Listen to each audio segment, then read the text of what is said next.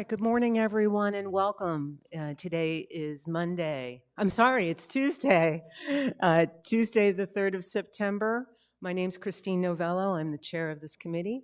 So I'd like to call the meeting to order and to welcome you all again and welcome you back to our 24-25 season. Please join me as we rise and pledge allegiance to the flag. I pledge allegiance to the flag of the United States of America and to the republic for which it stands, one nation, under God, indivisible, with liberty and justice for all.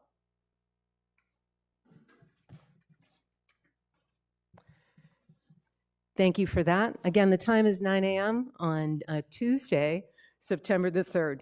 Really happy to have you all here. Once again, I'm Christine Novello. I'm the chairperson of this committee. I'm the treasurer of the association and a member of the governing board. So I'm looking around and I can see that we have all the new members of the Budget and Finance Committee present, and we have two folks who are actually online and participating there. So we have a full house, and therefore we have quorum.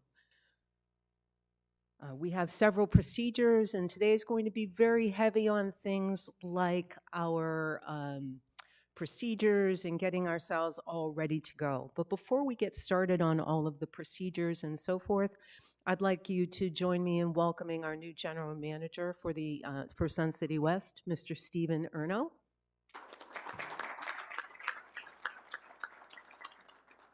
And while we'll introduce the entire committee a little bit later, Stephen, if you'd like to come up to the lectern and say hello to all the folks that are watching online live, as well as who'll be watching back later, it would be great, and thank you. If you'd like to come all the way up to this one, that would be even more visible.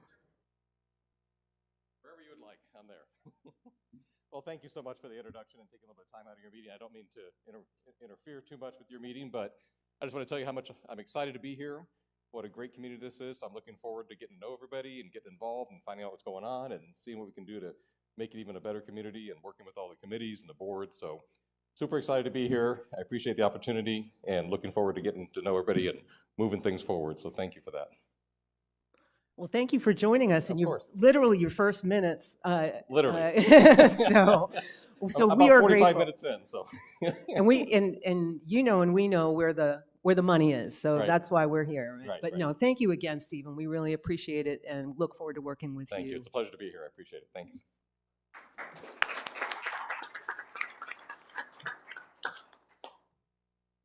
So let's go through some of the matters of housekeeping. Right now, we're on agenda item 1.04, and I'm going to go through our procedures. This is very specific, but it's very important that we read this and that we all understand.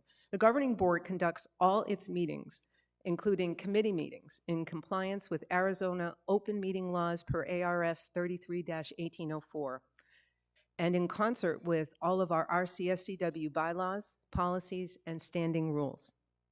Parliamentary procedures, as outlined by the most recent edition of Robert's Rules of Order, will also be followed consistent with Bylaw 3.07, Procedures for Owner-Member Meetings, and Standing Rules number 2 and number 3. All questions and comments are directed to the committee chairperson, me. All comments are entertained at the discretion of the committee chairperson. Speakers shall state their name and member number and speak in a courteous manner. The committee chairperson may limit commentary time and the number of commentators or speakers on any issue. The committee chairperson may also redirect commentary at individual agenda items to the general guest comments agenda line item, except when the committee has discussed the agenda item and a formal vote is to be taken. All fire and room safety precautions and regulations will be strictly obeyed at all meetings per the guidance of the Arizona Fire and Medical Authority. The committee chairperson reserves the right to adjourn any meeting if the safety of the committee, meeting attendees, or others is deemed to be at risk, or if there is too much disruption to continue. After one verbal warning by the chairperson, the committee chairperson also reserves the right to ask any meeting attendee to leave the meeting should their behavior be deemed dangerous or unacceptable. Disciplinary action may follow. So while that's very serious, it's important that we understand the rules of the road, if you will. And again, as the committee chairperson, I do have the ability to do all of those things, and I ask you, all of you, including the committee, to direct your questions through me. And with that, those are our procedures. Any questions? Excellent. Moving on to agenda item 2.01 specifically, we have minutes from May 21st, 2024. Those are posted online and they're available for us to review. Although this is a brand new committee, do we have consensus to accept those minutes from last May as drafted? We don't even need a motion, although thank you very much for that, Rick. We just need a consensus on this particular item, but thank you. Awesome. So you're okay with it then? Any issues? Mickey, Ed, anything from you? No. Okay, great. So those minutes will be filed as drafted. We're agenda item 3. We are pleased to welcome Mr. Thomas O'Donohue. Thomas is from our local fire and medical safety office, and he's going to go through really quickly some of the safety guidelines that I just referred to in the procedures. Thank you, Thomas. Thank you for the invitation. I'm Thomas O'Donohue. I'm the Assistant Fire Marshal for the Arizona Fire and Medical Authority. Excuse me. It's been a long weekend. And I'm pleased to see that you're here today. We wanted to discuss briefly some of the rules for how many people are allowed inside of a room. I understand that sometimes the rooms get very packed, and there are strict guidelines for how many people are permitted inside a room. These occupancy loads are established in the Uniform Fire Code, International Fire Code, and also established by the building department. And in the end, the authority having jurisdiction, which is your department, is able to set exactly what the occupancy load is. This building will hold safely 107 people. There's 104 chairs that I counted in here. And along with that, some of the rules is that we can't have people up along the side. If you let one person, you just have to let everybody, right? So we're not letting people getting into the aisleways. These are a specific size so that we can exit safely. And whenever you get into any kind of building that is larger and unfamiliar to you, always look around and find your exits. Just a good safety thing. I do it everywhere I go now. It's a curse. I also look for sprinkler systems, which is another curse. But when you get in there, find 2 ways of exit. And the reason for that is people generally want to go back out the way they came in. Of course, those doors there, but there's another exit opportunity here. Kind of plan where you're going to go out if you have to leave in a hurry. Unfortunately, in our world, there's other opportunities besides fire that make us want to leave a room quickly and orderly. So always plan for your exit if you need to do so. And even maybe take a look out the door, see where it goes to and how it exits. So when we establish what the occupancy load is, again, which is 107, that includes this area, the stage, and there's not going to be gathering out in the foyer either. If we need to, we can come in and enforce that. We'd rather not have to enforce that. We'd rather just remind you that it's safety, for your safety and for our safety as well. Because I will guarantee you it is traumatic to have to come in and find people that were caught inside a fire and didn't make it out. Mr. Russ Boston is here. He acts as our liaison with the department to enforce these rules. And if they're not enforced, then we go see Mr. Boston and we have a conversation with him enforcing the fact that he's responsible for this when we are not here. It's a liability issue for us and for the rec center themselves. So we appreciate all of your attention to the safety rules. And if they're not followed, I imagine the chairwoman will, as we heard before, she'll stop the meeting. So make sure that you please abide by them. Come early, get a seat, and then you won't have to be turned away at the door if that's how they're going to do that or be asked to leave. Do you have any other questions? None from me. Thank you, Thomas. Anything from our participants today? And there are none online. So thank you again for coming to remind us of all of that. Our pleasure. Thank you.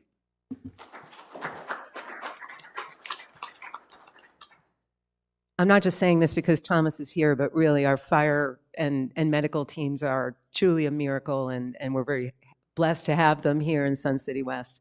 Saved my husband's life this summer, so thanks for that. So moving on to item number 4 now. We'll move on to a series of housekeeping items. As I mentioned at the start, this is our first meeting of the year for Budget and Finance. So we're going to do some introduction, do some housekeeping, as I mentioned at the top. One of the things that I did neglect to mention is that we are broadcasting this, of course, on YouTube, as we have come to do now for the past several years. We have a number of our fellow residents and homeowners who are online. And if you are hearing me now, you're hearing me about 30 seconds delay from live action in the room.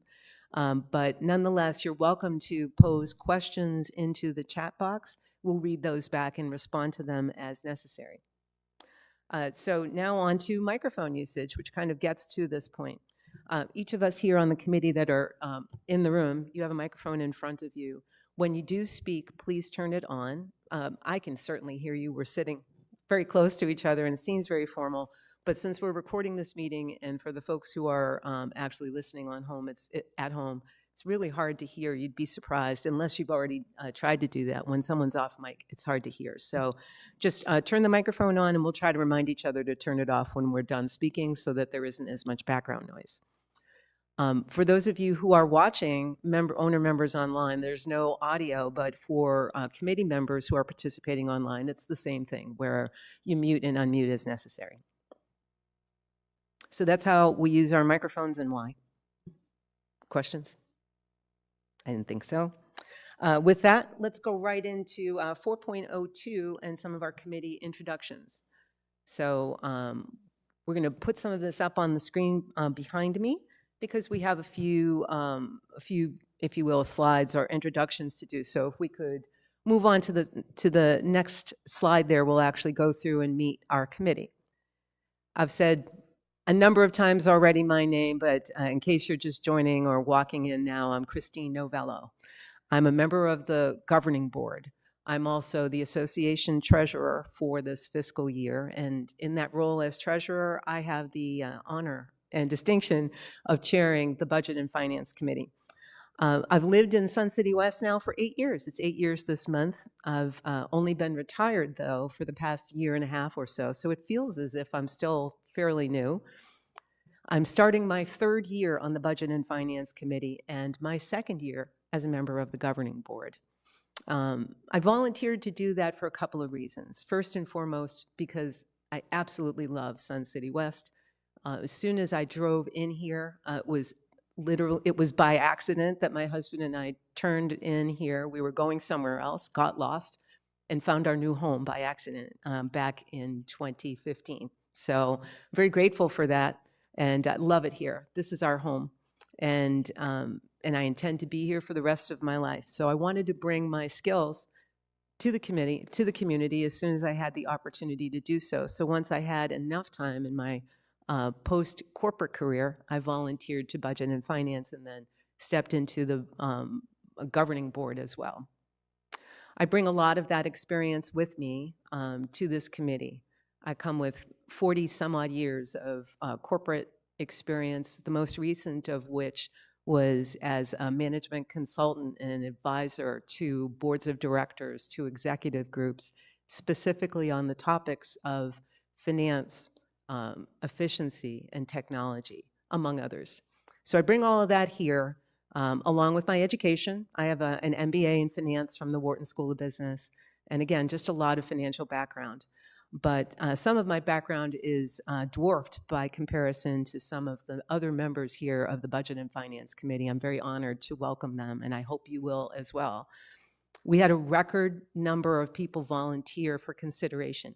51 people volunteered for consideration to the Budget and Finance Committee, because we're just the happening group, right, Cliff? All joking aside, 51 people. And in the past, I'm told that some committee chairs have had to go around and coerce people to volunteer. Not so much. And we're not the only committee, by the way. All of our committees had record numbers of people submit applications for consideration. So we had 51. I was able to speak with 26 people. It was a tough choice to whittle it down to 8. But here we are with 8 folks who are all brand new to this committee, new being new from last year. So again, I ask you to welcome them, and I also thank all 51 people who volunteered for service. As a homeowner here, I really am grateful that you were willing to dedicate some volunteer time to us. And again, just please join me in welcoming the 8 folks who will be here with us for the rest of the season now. We'll start off. I put the names up so that we could all see them, and they're in alphabetical order by last name. Don't worry, Terry, we're not going to do this to you all the time. But we will start off, each member, if you could just do a quick introduction of yourself and your background to the rest of the community, it'd be great. We'll start with you, Terry. My name's Terry Burks. I've been in the community for 7 years. Again, I was a career banker. I worked in Chicago and then 30 years here in the Valley. Mostly, I was what they call in the banking business, the retail guy. So all the branches reported to me, security, buildings, that sort of stuff. A lot of operations.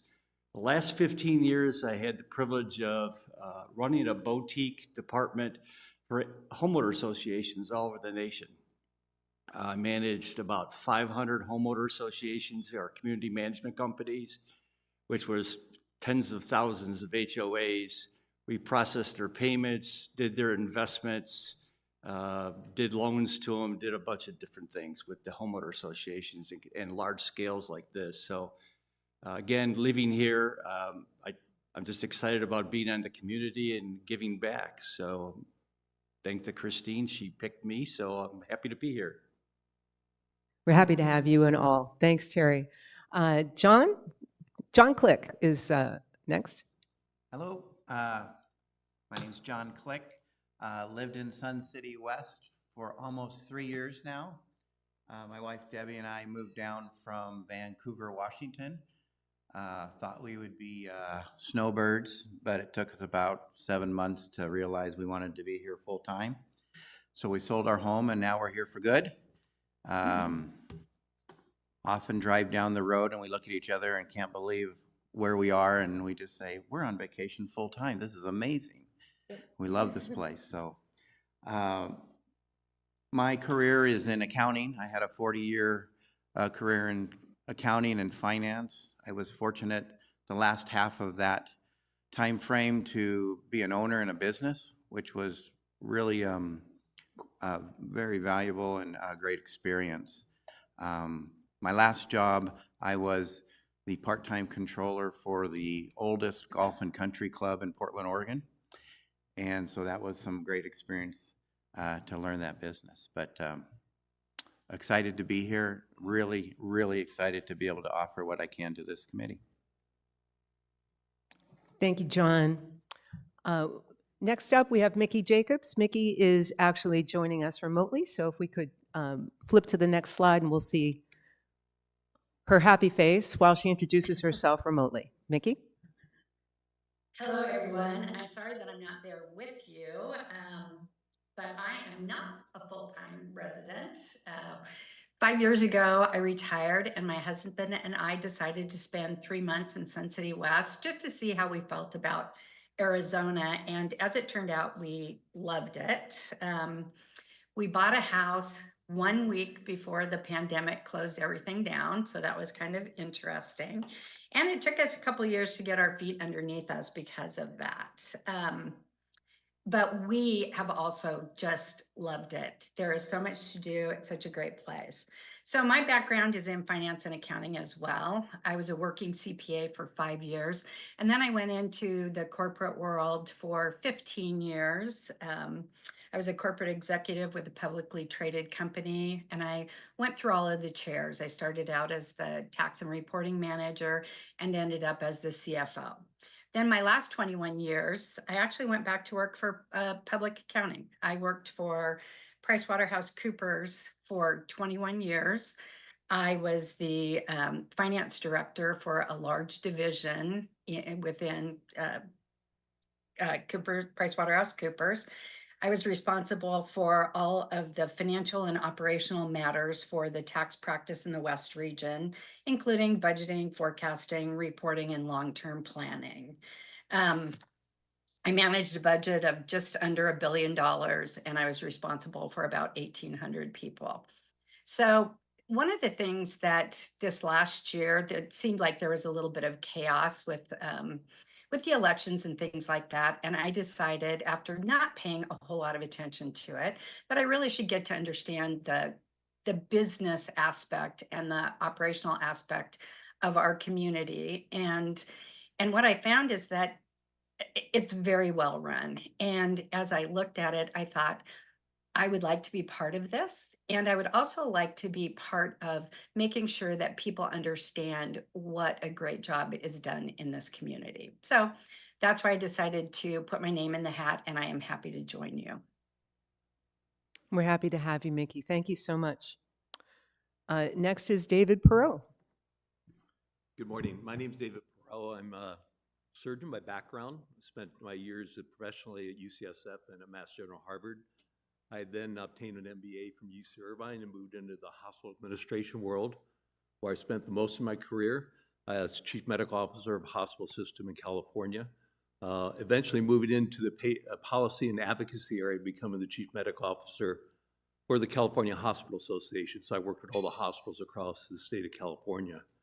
I have had an interest in nonprofit and for-profit boards. I've served on several. Probably the largest one that any of you in healthcare know. I was on the board of the Joint Commission for 9 years, the last 2 years as chair. Also served on the international board and also on several other social boards like American Heart Association, other things. I've owned a home here in Sun City West since 1999. I purchased it for my parents. He retired here and they made it their place of living. We loved it here as a family. And as they got older and passed away, I kept the home. My mother passed away in 2019 and I retired in 2021. So it was an appropriate time, I thought, to move into that house. But of course, I got enticed to buy a home down the street. So now I have 2 homes in Sun City West. One being the family home that the family, my siblings and everybody else had come and visited, and the home I now live in. I spent 1.5 years remodeling in the middle of COVID, and then got recruited to come out of retirement and spend time in Hawaii working at a hospital system there for what was supposed to be 3 months, ended up for 2 years while the remodeling was done here. I really enjoy Sun City West. I feel like I know a lot of the history. I was really fortunate that many of the neighbors 25 years ago were there that originally had built their homes. So we got to hear the history, what happened, and got to see the transition that has occurred. I'm really proud of what Sun City West, I want to be able to contribute back, and I felt this was a way to make a contributions to the great community it is, and look forward to the future. And we're pleased to have you. Tough life in Hawaii, I know, but no, we're very pleased and thank you for joining us again. So many people in Sun City West are second and third generation homeowners now, so it's great to have that. Rick Ruffey, would you introduce yourself, please? Okay, I want to correct you. It's Rick Rufai. Oh my gosh, I'm sorry. Everybody does it, so I answered to Rufai. whatever you want to call me. Thank Okay. you. Okay. Well, no, I'll say Rufai. My wife and I purchased a home in Sun City West in 2007. Okay, unfortunately, this was outside the walls of Sun City West. We retired in 2016, gave up our careers, and decided to move to Arizona full-time. After a couple more years in 2021, we decided to take advantage of the great facilities within Sun City West, so we moved within the walls. So I've seen both sides of the transactions when you deal with people inside and outside the walls of Sun City West. My career spanned 42 years, and I really had three major companies that I worked for. One was a digital marketing and publishing company. Second one was the largest industrial supply company in North America, known as the Amazon of industrial supply. And the third was the CFO of the International Electronics Components Company. I've had a lot of background in finance and accounting and operations, because that's where my forte is, operations and how it runs, and especially technical support. I've been involved in technology and pushed it from a financial situation for my entire career. I have a BS in business administration, an MBA in finance, and executive training in leadership and strategic planning. So I've had a wide variety of jobs and a wide variety of background, so I feel I'm well qualified for this position. I really look forward to seeing it. I've dealt with it from the corporate standpoint. Now I'd like to see it from the neighborhood standpoint. So I appreciate it, Christine, for pointing me to this position, and I'm truly grateful and look forward to this opportunity. So, Thank you, Rick. Appreciate that too. And next is Jim Scott. Well, good morning. My experience is a little different. I started off at the Boeing company as an airplane mechanic, structures mechanic. Got the opportunity to work my way up into manufacturing engineering. Got into a subsidiary that we have. It's what we call AOG, Airplane on Ground. So whenever there was a damaged airplane anywhere around the world or a service bulletin, we'd fly a team around and set up camp and do the repair, and did project management, get the plane back in the air. And after a couple years of that, I made a mistake and volunteered to supply chain management. And it was interesting. I got the opportunity to travel around the world and firefight, again, with sub-tier suppliers. Did that, and in the beginning of the housing crash, as a kid, I've always, I used to sit there and watch Carlton Sheets. I don't know if anybody ever saw his infomercials, but when I was a kid, it always intrigued me with rental properties.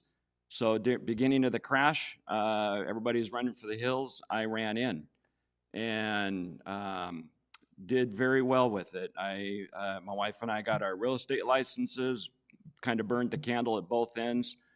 She was a substitute teacher for 3 districts. I was still working Boeing and doing that for our 9-to-5 job, and then we were doing real estate in the evenings and weekends.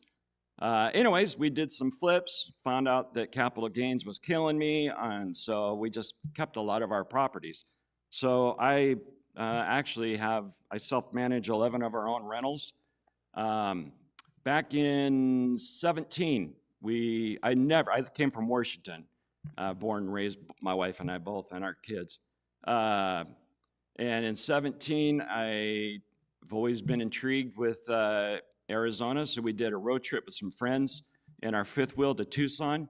And in that KOA, that KOA changed my mentality of Arizona. I always thought, oh my God, it's too hot, I'll burn up and I'll never live there.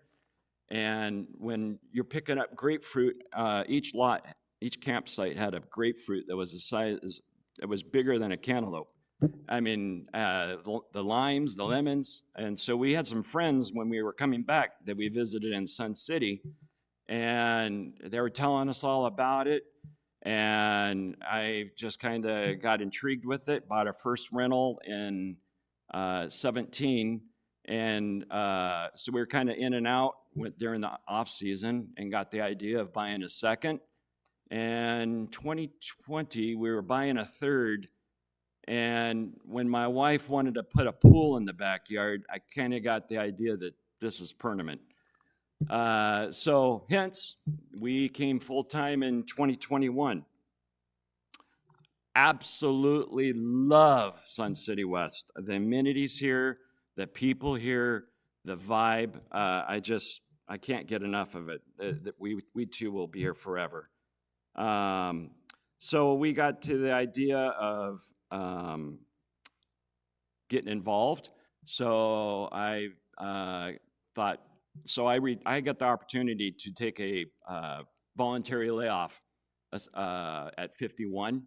And when I did, I had the option of taking my pension as a one-time lump sum, and along with my 401 and then a lot of the side investments. And so, long story short, I had all these investments. I've played with, or I shouldn't say played, I've discussed with other financial advisors on how to manage it and only to lose money. And so I kind of got intrigued with it, with finances. And so when I came here, I joined the Sun City West Investment Club, thinking what a better place to learn about finances. And Mondays at 6:30, by the way, here in the lecture hall. And there's a wealth of information in that club. But what I found was a lot of folks were in the same position as me. We're all trying to pioneer our way through. And so I joined that board. I'm the secretary, and I do a newsletter. I arrange all of our speakers. And so as more and more I get into it, into our community, and wanting to get involved, I joined the Boomer board.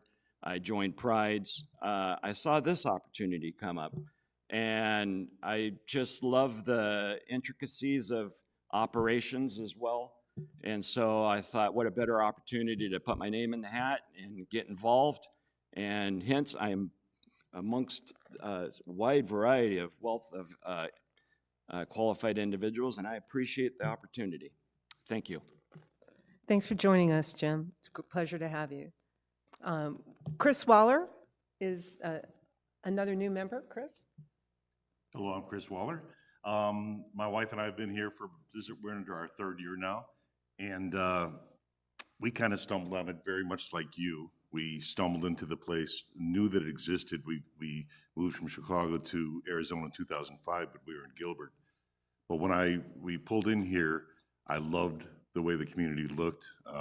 We decided that we were going to buy before we knew much of the amenities. After we bought, we were completely impressed with the amenities.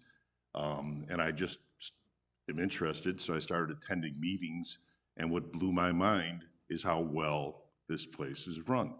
So I enjoy watching it, I enjoy participating in it, I'm proud of it.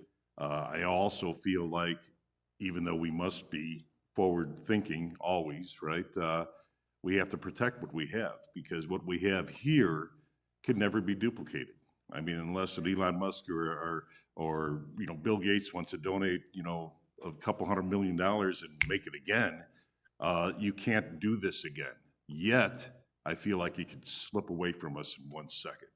So that's why I'm involved in this, and that's why my wife and I just love the place, and we just brag about it. I have a 40-year career with the world's largest elevator company, and your story wasn't that much different. I started building elevators in downtown Chicago, and I retired 5 years ago as the Director of Field Operations for North America. So if you could imagine everything in between for that company, yes, I've done it. So I bring with that, this stuff is familiar to me. I don't claim to be an expert at it, but I'm very, very familiar dealing with budgets and expense and revenues and control and such. But I'm real happy to be here. I'm expecting it to be a enjoyable experience, and I don't expect things to be completely smooth all the time. But that's okay, as long as we work together and use the word us. I mean, this is our place. This is our money. We have expectations. We have responsibilities, and that's the way I look at it. Thank you. Thank you so much, Chris, and welcome aboard. Last, and definitely not least, Ed Westall, because you're the alphabetical order, but you won't be last in all of our call-outs. So if we can, there he is. There's his happy face. Ed, please take it away. Yeah, I'm used to being at the end of the line, and so there's no problem. My wife and Helga and I are 12-year residents of Sun City West. My background is in production and quality management with a major Fortune 100 company. 2/3 of our sales were outside of the United States, so I liaisoned a lot with our facilities in Europe and the Far East.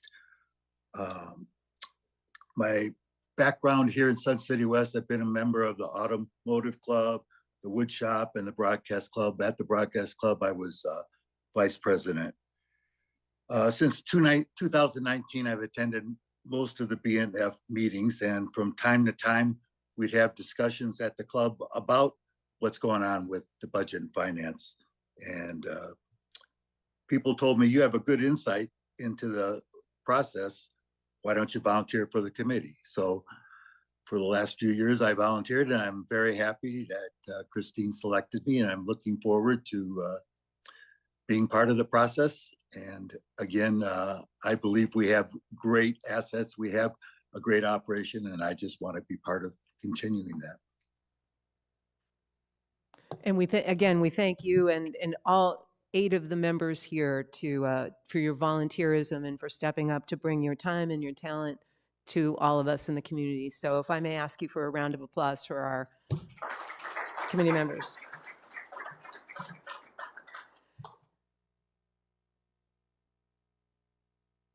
There are no questions online. And again, we're going to go through some of the rest of this material now. If there are any questions that you have about the committee and so forth, we can always address those at the end of the meeting.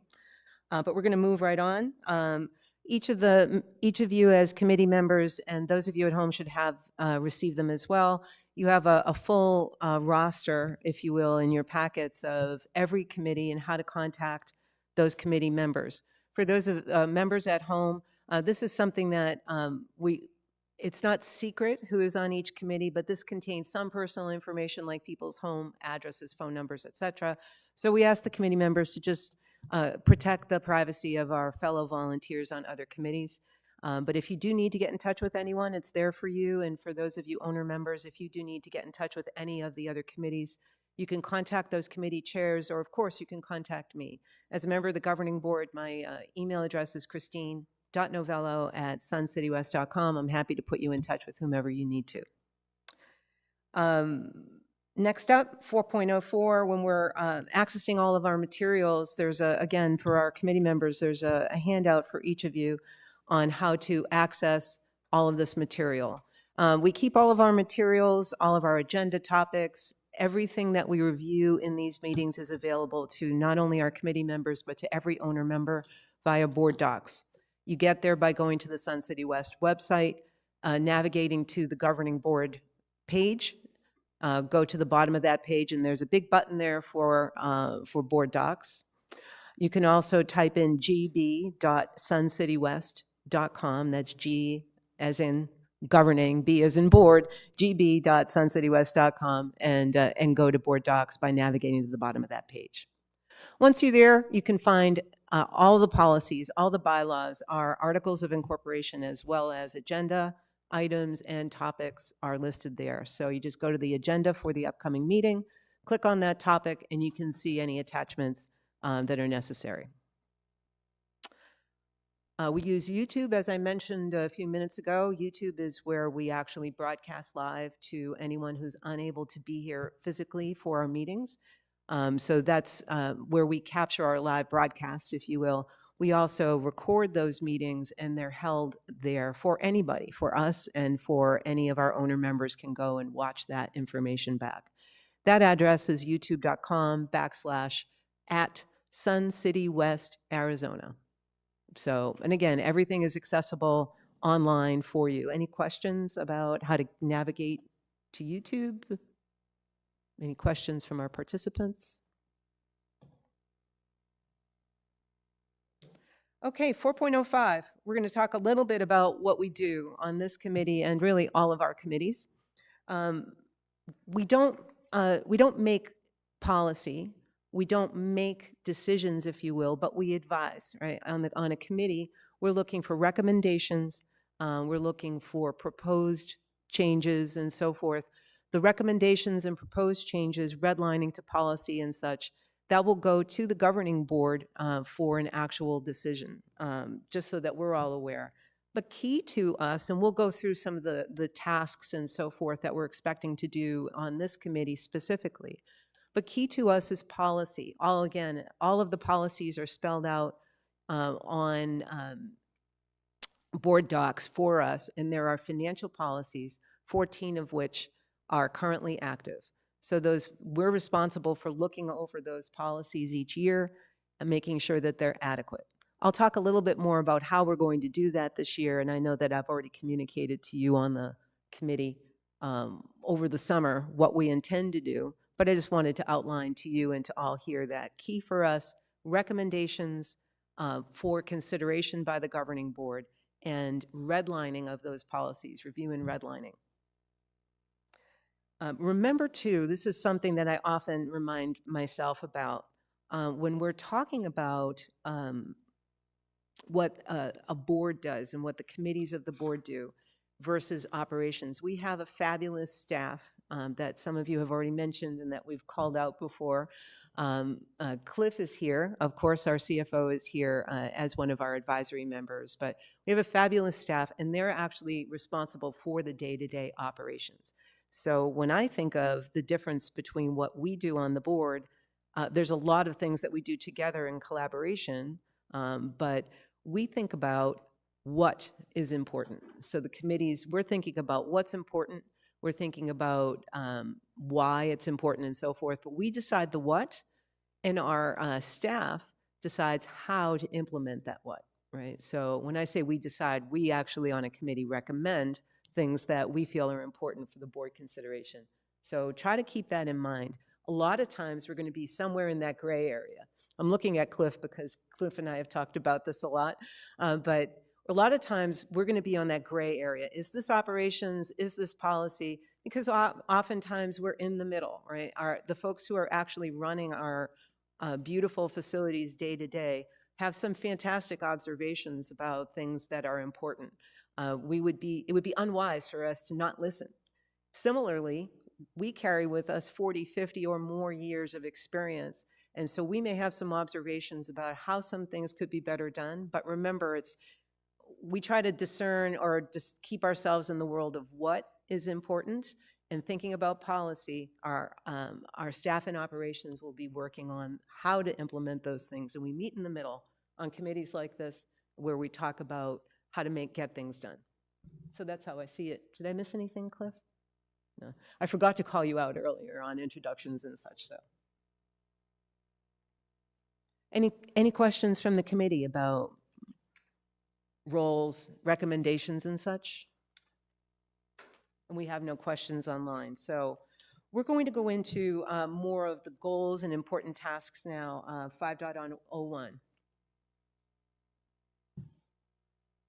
And again, if you move to the second page there, you can see I've mentioned some of this already, and we'll talk a little bit more about, later on in this section 5 in new business about when some of these tasks will happen. But these are our key goals for budget and finance.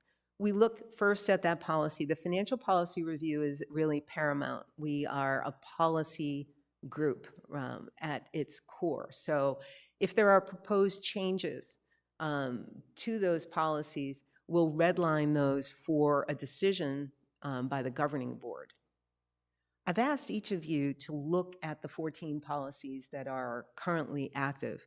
We're going to talk about this a little bit later on in terms of how we're going to review those, but this is going to be paramount to be looking at what's there, if there are any big changes, we'll be talking about those, and we'll talk about the timing, but it's important that we look at the policies and redline those early in the year so that we can focus on some of the other tasks that we have here on the page later on in the year. And I'll show that a little bit later on. So financial policy review is key. We have engaged, of course, as a corporation, Sun City West engages an outside auditing firm that audits our books on a regular basis. We will see the results of those audit reports. We as a committee will review that, we'll ask questions, and we'll recommend action or recommend acceptance. We'll do that acceptance once a year. We engage a professional financial advisory firm, CapTrust, to manage our investments for us.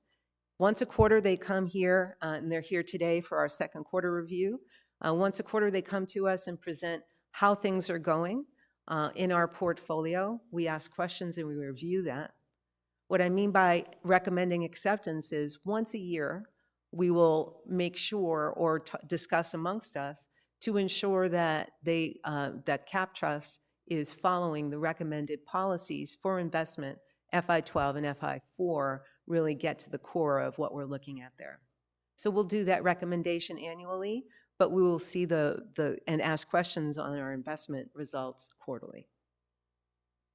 We also review and recommend the renewal or the continuation of our insurance providers. That's property, casualty, workers' comp, health, all of that. We see that here in Budget and Finance, and we'll lay that out for you shortly in terms of when that happens in the course of our year.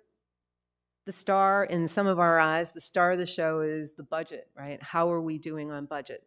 Every month, Cliff and the team from our financial team here will come and review how we're doing actuals to plan. This is the budget that's already been approved for this current fiscal year. How are we executing against that? So we'll see those results, and today we'll see how we did against our plan for the entire past fiscal year, I believe. So we'll review results to plan monthly, and by the end of the year, by the end of the working year, that is, we will also review the proposed capital and expense operations budget for next year, for 25-26. So those are our key goals and tasks for the year. There might be some other things that come up, and we'll talk about that too. Did I miss anything, Cliff? Team, any questions on those? Okay then. So we've covered what we're expecting to do. Let's dive into one of those tasks. Very pleased to have, we're going to go a little bit out of order. Or no, we're not. It's 5.02. So we'll welcome Carol Romney. Cliff, would you like to do the introduction, or shall I? Good morning, everyone. This is Carol Romney with CapTrust. Nathan's not here today. He's out of town, but certainly Carol's more than capable of taking charge here and doing the whole presentation. She's our financial advisor representative, and we're happy to have her here to talk about the second quarter of our reserve fund, excuse me. Welcome, new committee members. I'm happy to be here. Thank you for having us. I'm Carol Romney, and my counterpart Ryan Rafidi is here. And as Cliff mentioned, Nathan Erickson had a conflict in his schedule this time. And we'll run through the third quarter reporting for Recreation Center, Sun City West. I think you have a new clicker here, so let me try and get acquainted with this. Yes, we do have a new setup. It looks great, by the way, team. Nice work. And okay, thank you. Great commercial by our committee members. I want to move out here. I just want to say that to start out. It sounds like a great community.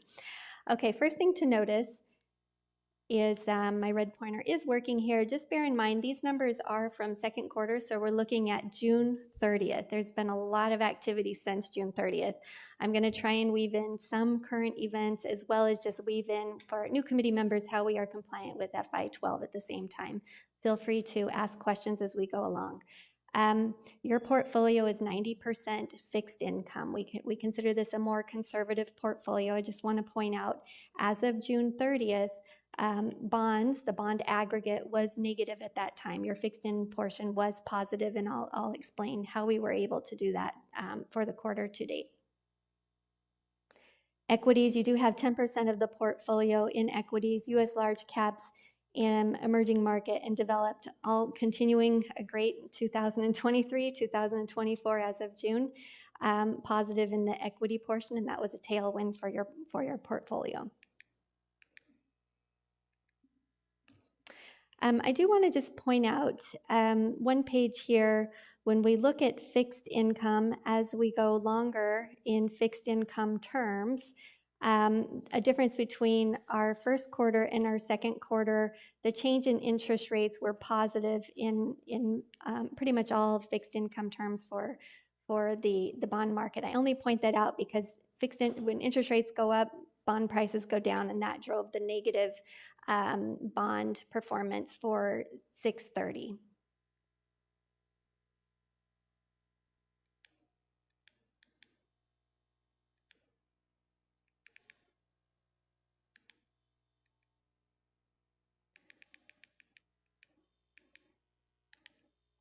Economic outlook as of June 30th, and we have had some developments since then, some headwinds, of course. Interest rate uncertainty. Since then, the Fed has come out and said they're going to target lower interest rates. The market is pricing in these expectations. We would expect at least one rate cut in September and maybe another one before the end of the year. The market is pricing in up to 200 basis points within a year. These are just expectations. What will matter for your portfolio is whether the Fed does that and by how much they do that. And that's something we monitor closely, especially with a portfolio that's 90% fixed income. Post-election reality check and mounting higher interest rates.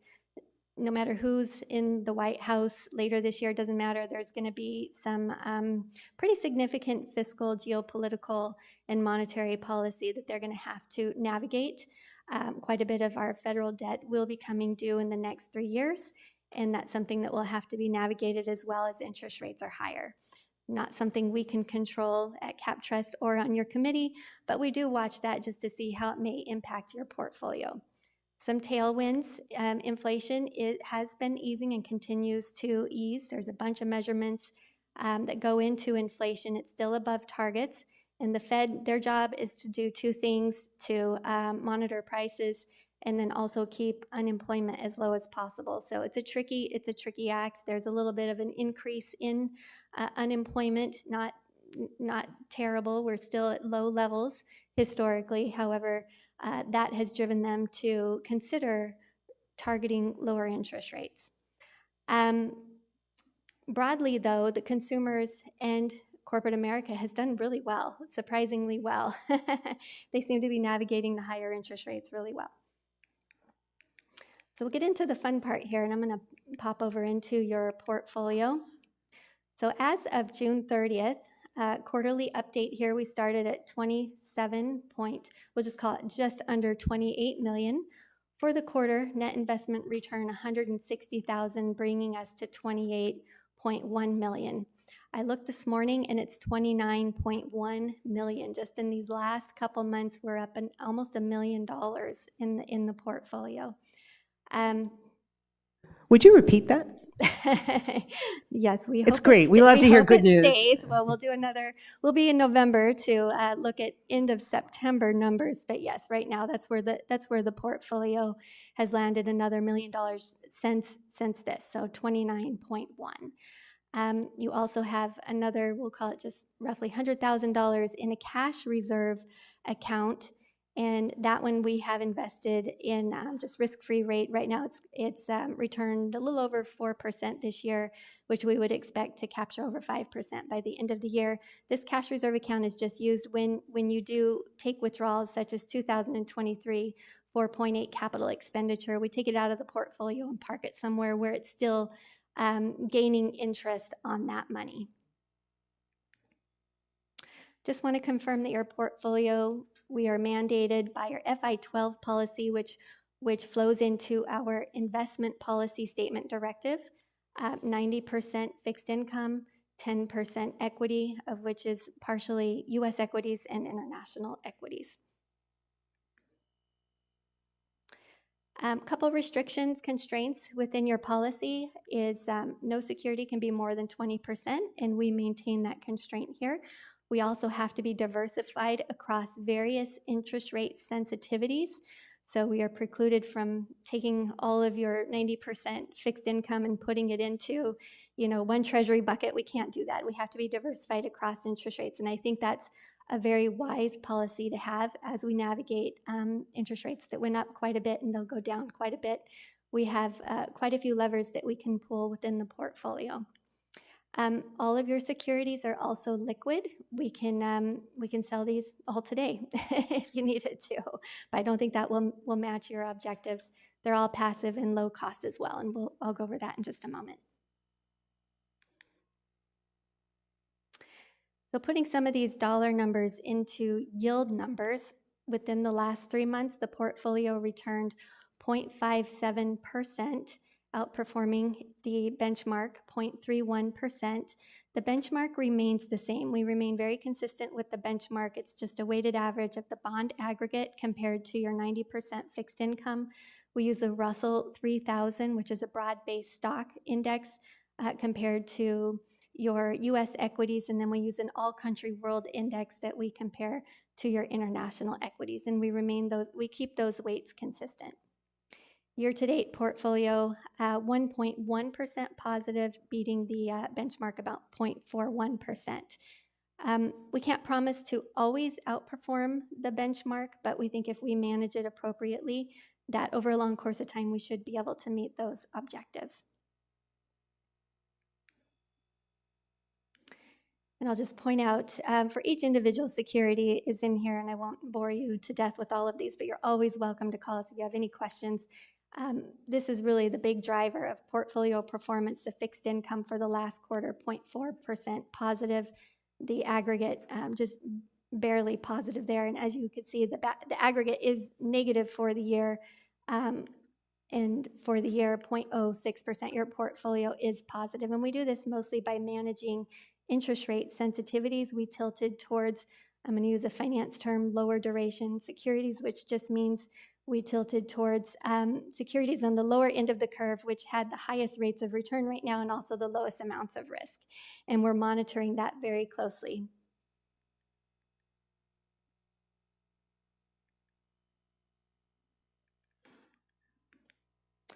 We do watch all of these investments. They are all passive investments where the investment managers are managing towards a benchmark. And we monitor these just to make sure that they're securities lending practices and that they are indeed tracking the benchmark that they are mandated to follow. And all of them are in good standing.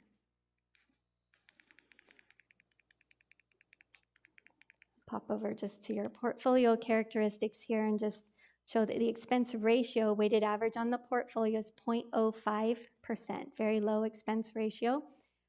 Duration, this is the statistic I talked about earlier, just under 5% there, and we tilted lower duration, and we're now in the mode of managing that, tilting higher duration going forward. SEC yield on the portfolio is 4.44%. And then this illustrates just the different sensitivities within the portfolio that you have to interest rates. Any questions? I'll start. And first of all, thank you again for coming to us and explaining this. One of the things that might be helpful, you've explained in the past, but could you go back and talk to us a little bit about how you select a benchmark for us? And in other words, give us a little bit, give the committee and anyone here a little bit more of an indicator of what we can be looking for in terms of, what we could call it leading indicators or progress, so forth. Yeah, so the benchmark for your portfolio is pretty standard, a pretty standard benchmark. The Russell 3000, a broad-based benchmark. Some investment companies might use the S&P 500. We use the Russell 3000, which is pretty standard in the investment world. The bond aggregate is a standard measure that we use for bonds within the bond market. So we're using just standard portfolio benchmarks, and we weight them, and we stay. Most important is to just stay consistent and to not, move that around or pick a different benchmark or, try and manage to that. We stay very consistent with our benchmark. Thank you. Other leading indicators you were mentioning when we're looking at economic, the things that are completely outside of you can't control any of these things. Debt's coming due, and we have some really big headwinds that are facing the nation economically toward the end of the year and the beginning of next. Any things that we could be looking at as community members in terms of bellwethers, or just stay with you throughout? I think just the most important thing is to just know your objectives that you're trying to achieve, your cash flows, what monies you may need from this portfolio, and when. That really is the most important thing, and then we can manage it towards that. We can make sure that we have the right securities in place to be able to hit those objectives. As long as I've been alive, and I have been around for a while, there's always been threats to the economy. But one thing we see over and over and over again is just a trend in asset classes. Certain asset classes are riskier than others over the long course of time. They should return more than others as long as you have smart diversification. So it's just important to us to understand those cash flows and be able to manage the portfolio so that we can hit those targets for you. Any other questions from, please? First of all, congratulations on a job well done for so far this year. And I know Thank you you. can't predict what will happen in the future, but anytime you beat the benchmarks, it's great. I also want to commend you on having your expense ratio very low. That's fantastic with name brand Yes. funds and exchange traded funds and things. Can I ask, what is the management fee we pay on a yearly basis for you all? Sure. So it's you pay 40 basis points on the first 10 million, so 40,000, and then another 10 basis points above and beyond that. So you're another 20 grand almost above that, so another 20. Yearly cost is about 60,000. Very reasonable. I have to kick back the low expense ratio to your committee for mandating us to do that. And I will mention one thing is our firm is really big on no conflicts of interest. So we have a no golf ball rule, which is perfect for this audience. I don't know that I have to explain that, but none of these investment managers, Schwab, Fidelity, BlackRock, none of them come out and wine and dine us. We won't accept any gifts from them. So we do look at securities that work in your best interest. Thank you, Carol. Anyone else? Yeah, I had a question. I was kind of digging around, and back in October 21, when you took the portfolio, it was, S&P was about 4,500, 4,600 and change. The next year, in October 2022, the S&P was 3,500. I see in our FI12, you're mandated at 90-12, or 90-10, excuse me. So today, we're sitting at about 5,600 on the S&P. In your opinion, does our FI12 kind of handcuff you for opportunities? Black swan opportunities? So those are tough to predict or know when or how they're going to happen. For example, 2022 was an outlier year, like once in a century type, where stocks and bonds had a very high correlation and they both went down quite significantly. Yeah. Your portfolio is conservative, so it's just going to depend on the amount of risk that you're willing to take and what sort of return objectives you have and when that timing is. So the way it's built, 90-10, I can't tell you what black swan opportunities may or may not happen and whether we can exploit them or whether they're going to hurt your portfolio. But in 2022, I can tell you with confidence that when the markets went down and even your portfolio was down 11%, your benchmark was down 13%, if you needed all of that money in 2022, we never would have built that portfolio for you. We built the portfolio according to FI12 and your objectives, and here we are back earlier than I would have expected, and already making positive money on that portfolio, even given that tail event, as we like to call it. So with all that said, I'm still stuck on my question. If we were to have another opportunity, we don't have we can't with that FI12. You don't have the opportunity to make an adjustment. We're confined with the 90-10. Yes. And then within that, we must be diversified. Yes. So your fixed income and your Yes. equities must be diversified. No, I understand We that. do tilt within that, though. So we are outperforming the benchmark, being able to make some tilts within the portfolio. But that's pretty much our constraints right now. Gotcha. And I'm sorry, on a 3-year return, we're sitting at what? I can go back to that number. I do have a 20% constraint with any individual security in the portfolio as well. Yeah, I understood.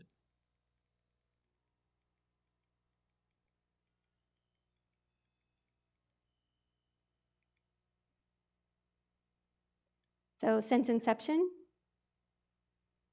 right now that might be positive just because we're another $1 million up. Since inception, negative 1.27, and the benchmark is negative 2.29. Okay, that's what I was wondering. Thank you. Thanks, Rick. I just have a quick question. How do you determine how much cash you put into the portfolio? Does it come in, go out? Because we get interest payments. Mhm. Who determines how much cash we have to invest into, our reserve fund? So your committee will give us a directive when they need cash from the portfolio? Is that what you're asking? Or how much cash do we keep in the portfolio on an ongoing basis? Yeah, how do you determine how much cash you have? Because you have fluctuations of cash coming in and out. Sure. How much do you have? Is there a restriction on how much that we can invest? Or is there a restriction that we have to have so much operating cash? So you have your own operating accounts, I believe, right? And then from this portfolio here, just portfolio management, we keep about 50 basis points cash on hand. We do get interest and dividends, some monthly, some quarterly. When they come into the portfolio, we invest them according to the asset allocation. And then your committee will give us directives with cash coming in from outside the portfolio or cash needs coming out. As soon as we have those directives, we'll come up with a plan to be able to bring those monies in and invest them or take those monies out, liquidate. Yeah, Cliff can speak to that.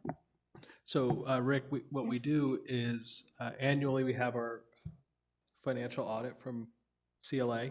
Once we have our audited returns, they'll compile all the cash inflows, all the cash outflows, and then we do an entry and either a cash draw or a cash injection into our reserve fund to account for that. So we wait for the audited financial statements. Those will be coming out here in the next month or so.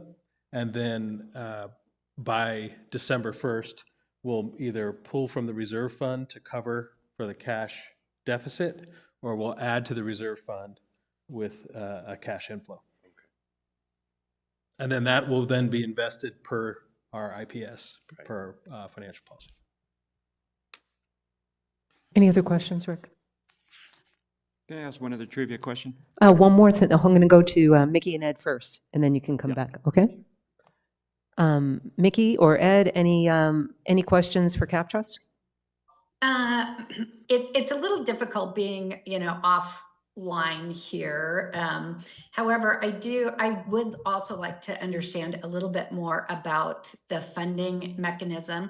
I know that we get your APFs come in. We fund out of, there's an inflow into the reserves, and then there's scheduled outflows that your capital expenses during the year. And so I think that perhaps a more detailed review outside of this financial review would be appropriate at some point. Makes sense. What do you think, Cliff? Yes, that's a great recommendation. In fact, I'll touch on it a little bit during the financial presentation today, but certainly throughout the budgeting process, we present that in detail.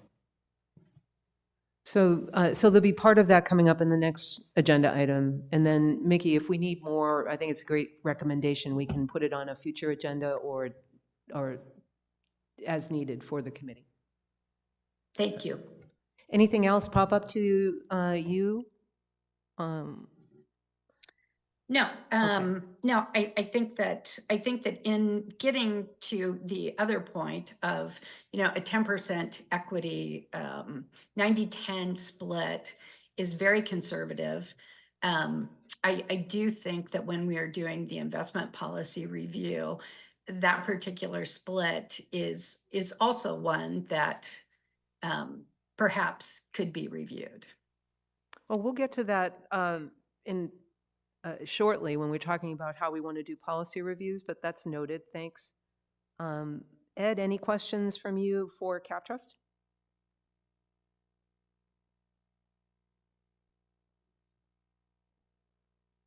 Okay, assuming none, that's okay. You can come back online. Jim, you had another question, so back to you. Yeah, thank you. I think I answered my question. Our S&P exposure's 4.3. What page are you on? 17. So your equities are here. You have Yep. You have 504.32, and then you do have some large cap growth in value, so you could add another 1.5% Okay. that. I got 70%. Okay, thank you. And I will say, feel free to tap our resources when you're ready to have conversations about asset allocation. We have just a wealth of information that can help your committee with that dialogue and help understand risk tolerance and whether you want to make any changes there. If we do decide to do that, we'll take you up on that offer, I'm sure. Sure. Rest of the committee, anything else for CapTrust? For any of our other attendees, owner members? Well, then excellent. I add my congratulations again, another great quarter of being fiscally responsible with our hard-earned money. So we're grateful for that, and thank you for the update. We will see you next, I believe, in Thank December. you. Well, we're planning on being here in November, I think it is. Oh, November, So, you're yeah. right. Feel free to reach out anytime. Thank you. Thank you, Carol.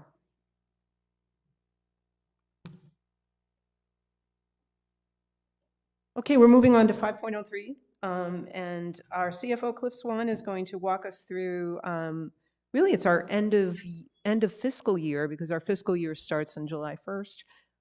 We'll go through some of that, and at our next meeting, we'll have books closed and we can see the rest. Cliff is our Chief Financial Officer, for those who don't know. Cliff, I neglected to ask you to introduce your team when we were doing committee introductions. Would you do a quick introduction to, for folks who are here in the room or key members of the team? Yes, I will. And thank you, Director Novello. Good morning, Budget and Finance Committee and community. I got to say, I'm humbled by the vast amount of experience that is up on this stage right now. I'm excited for the new season to report our financial results for this year and to work on our budget for next year. So I'm really looking forward to it. So thank you for having us. So we have approximately 450 employees here at the association. We have a finance department, and in that finance department, we have a group of 8. We have a accounting manager. We have, which is Terry West. She's sitting in the back, running the show for everyone. We have a reserve analyst, and that's Pete Finelli, who walked out with the CapTrust folks. And then underneath Terry, we've got a financial accountant, Julia, back there. Wave, Julia, so everybody can see you. And then we have a payroll person. We've got a financial analyst. We've got a accounts receivable person, an accounts payable person, and a purchasing person. That's our team.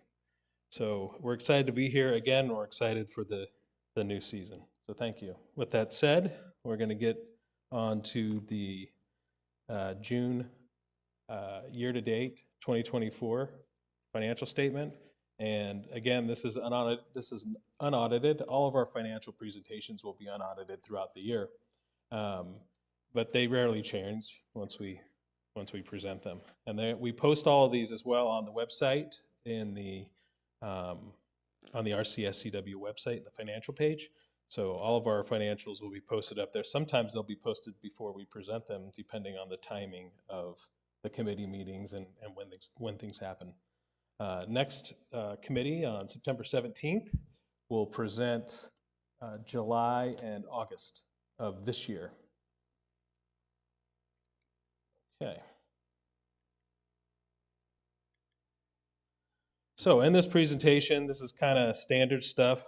I took the opportunity as well in this off-season to kind of clean this presentation up a little bit and put my OCD skills on top of it and kind of lined everything up and tried to keep everything together. I'm sure you all on the finance committee will appreciate that.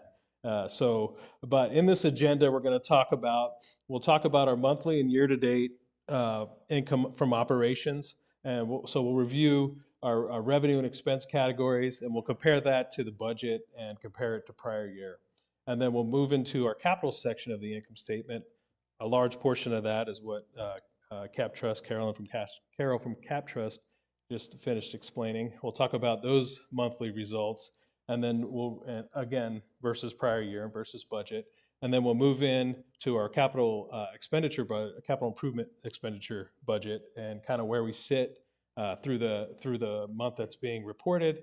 and also what the details behind those projects, if there's any questions as well.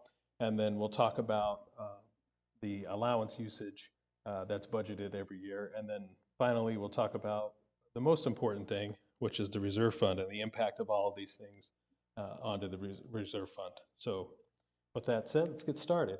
So we're going to look at our income from operations, so our summary of revenue.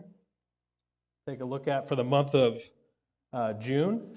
We finished 166,000 favorable for the month of June. You'll see down in the last category of 179,000, we had some short-term investments on our operating cash that matured at the end of the year. And that's the reason for that large favorable variance there. For the year, you'll see, we do year to date, but for the year, it was roughly 260,000 in investment income that we received from investing our operating cash. This is outside of our reserve fund. So Pete did a good job this year working with Chase and making sure that those funds were available and we were investing those in short-term treasury bonds. Looking on the expenses, 48,000 favorable for the month. The large favorable variance in wages, benefits, and taxes of 152,000.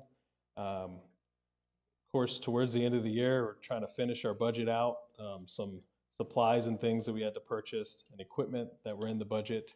We got those taken care of at the end of the year. But 48,000 favorable overall for the month of June. Overall, 214,000 favorable compared to budget for the month of June. You'll see we operate at a negative. That was the first month since December that we had operated at a negative, which is typical for us as the season slows down in June. You'll see that trend in July, August, September, October. We'll start turning it a little bit in November and December, and then we'll hit the ground running in January. Compared to prior year, 19,000 favorable compared to prior year for the month of June. Switching to year to date, 311,000 favorable in operating revenue for the full year of 23-24. And looking at that, you can see golf came in favorable based on our expected rounds. Golf came in favorable, which was very good, as well as down at the bottom, you can see that investment income. I believe we had budgeted 150,000 in investment income for the year. We ended up about 260. So, of course, that's all good. Looking at the expenses, you'll see 585,000 wages, benefits, and taxes favorable.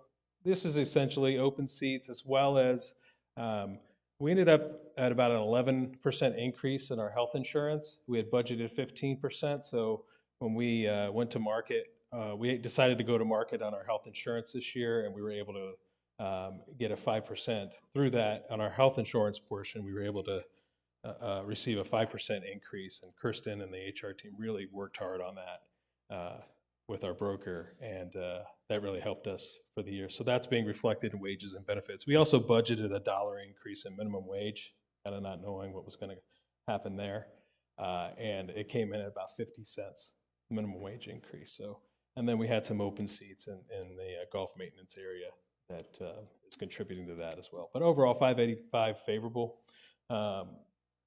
We kind of beat the drum all year on some of these things, so you weren't on this committee, so I'm going to go through a little more detail on things like utilities. Utilities came in, we got an increase in our rate, as well as just bear of a year. I mean, it was just a tough year, especially starting out the first 6 months of the year with the heat.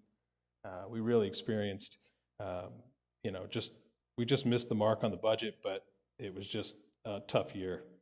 And just to clarify or to remind us on the committee, fiscal year is what we're talking about. So when we're talking That's about right. things like utilities, we're looking at, this is end of year, so this would be end of June. So we're talking about a very hot summer. Well, we just had or in the middle of a hot summer, but this is the summer of 2023. That's correct, yes. Just so that we're aware what we mean.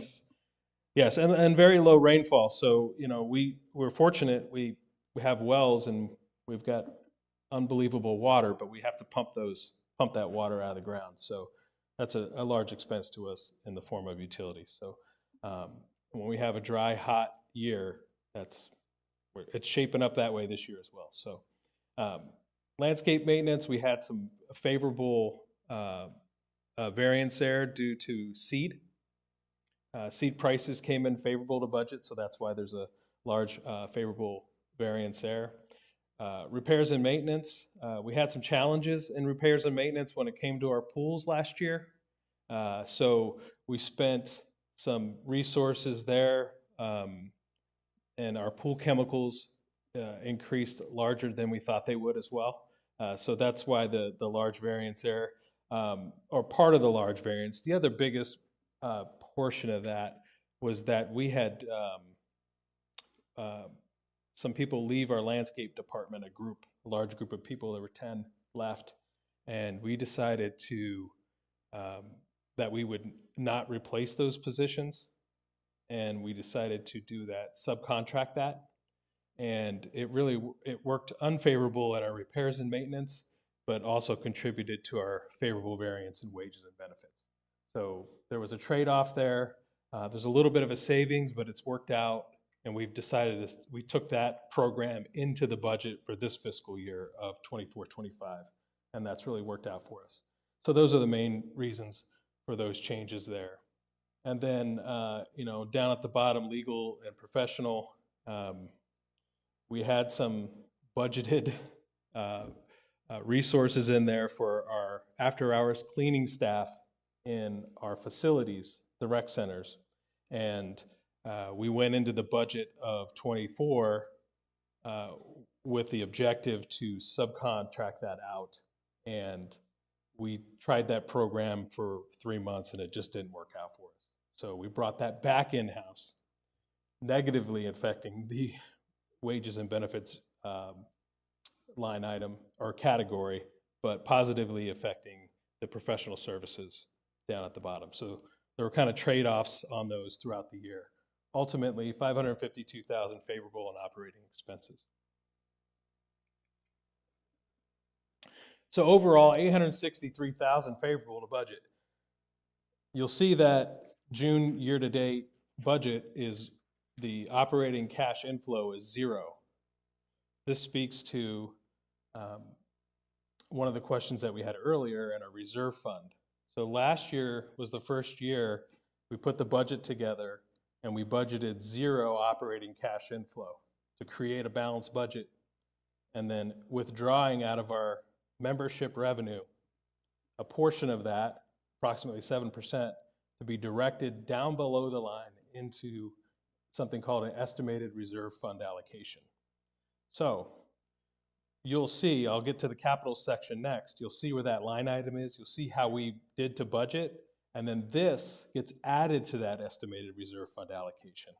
So bolsters that reserve fund allocation and goes right into the reserve fund.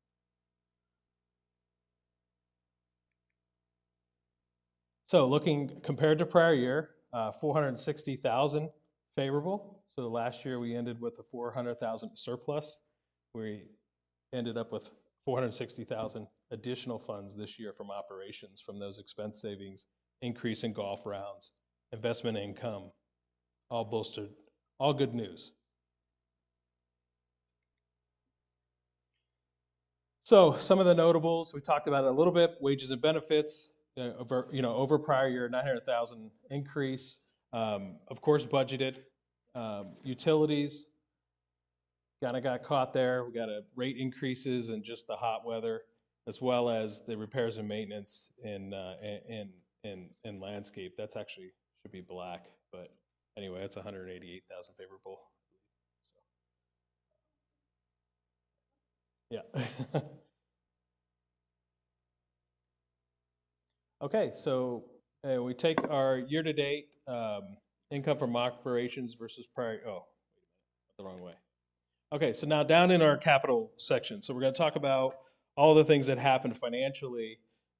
These items down in the capital section basically get rolled up into our reserve fund allocation when we do that calculation every year. So down in the capital section, the thing to pay most attention to are the APF fees, and then also the reserve fund performance. And there's 3 items that make up the reserve fund performance. It's the investment income, so interest and dividends that we have, as well as realized and unrealized market changes. Okay, so we'll see those throughout the year. Of course, we can't forget about APF fees. APF fees are a tremendous cash inflow for us here in the community. So when we take a look at, when we compare June actual versus budget, the last 2 months of the year, APFs, we tracked above budget through the whole year, and we finished above budget throughout the year. But the last 2 months of the year, we actually tracked below budget in terms of home sales in the community. So we missed our mark by 96,000 in June. And then but taking a look at the investment income, 79,000 in investment income for the month of June. Right above that is that reserve fund allocation that I talked about earlier. That's just a percentage of our membership dues that goes down in the capital section of the income statement. So that we budgeted 85,000, we hit that based on our dues income or dues revenue for the year, for the month of June. And then looking at our performance of our reserve fund, we were 160,000 favorable. We don't budget that, but we were plus 160 in market valuation for the month of June. Compared to prior year, we fell off. We had a big June last year for APFs. So this year was significantly less than June last year. So 58,000 unfavorable for the month of June compared to prior year in APF fees. Reserve fund allocation, we budgeted more income from operations going into our reserve fund last year than we did this year. So that's why there's a variance there. We had budgeted 1.1 million from operations last year. This year, in 23. In 24, we budgeted 1 million. So that's why there's a variance there in that reserve fund allocation. Investment income, 13,000 more than prior year, favorable. And then looking at last year, we had 132,000 realized loss. This year, we did not. And then unrealized gain, 25,000 more last year than we did last June than we did this June.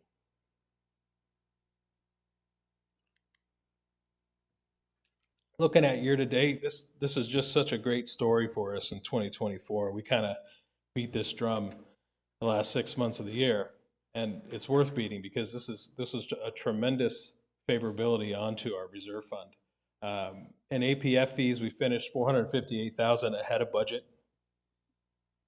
In the estimated reserve fund allocation, we finished a little bit under budget, but that is more than made up by the 863,000 from operations and positive cash flow from operations. And then looking at realized gains and losses, we realized 233,000 in losses. We had 318,000 in investment. I'm sorry, back that up. We had $1.4 million in investment income, which was 318,000 more than we had budgeted. And then we had 700,000 in unrealized gain in our portfolio for the for the fiscal year of 23-24. So total 1.541 million in favorability in our capital section. You'll see there's 293,000 in the gain loss on sale of assets and grants. We took 2 of our Arizona Department of Tourism grants at 105,000 each into income last year because we were able to do those projects with capital funds. So this income offset those 2 projects that we did. And then we also we had a insurance loss on 2 electrical lines that we repaired with operating and capital funds in the prior year that we got payment from the insurance company. That got put down in that section as well. Compared to prior year, 1,029,000 favorable. That's with the 737,000 non-cash depreciation change. So pretty significant increase over prior year. So this is a little bit of details behind the favorability in these areas. 855,000 in APF fees. We had budgeted. We had budgeted 1,014. So we came in at 1,076, and we did fall behind though prior year at 1,015 versus 1,076. But the increase in the APF fee creates the increase in the APF revenue. And then taking a look at our a great decision by the Budget and Finance Committee in the prior year to really hit that APF fee revenue, get on the market with everybody else. Reserve fund valuation change. We were up compared to last year. Our valuation was decreased by 266,000 this year, 468,000 increase on the value of the funds between realized and unrealized. And then investment income, that $1.4 million put us in investment income, put us 286,000 ahead of prior year. And again, that's the investment income in the reserve account, not the investment income I talked about earlier from the operating account. So pretty good year overall down in the capital section.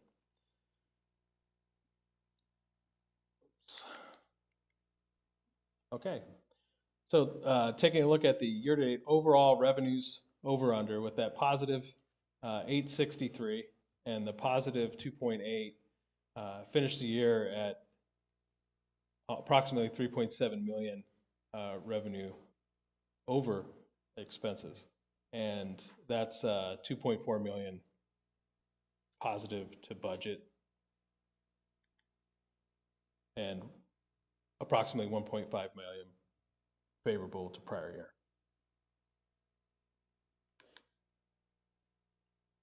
So let's switch gears. We're going to talk about our capital budget.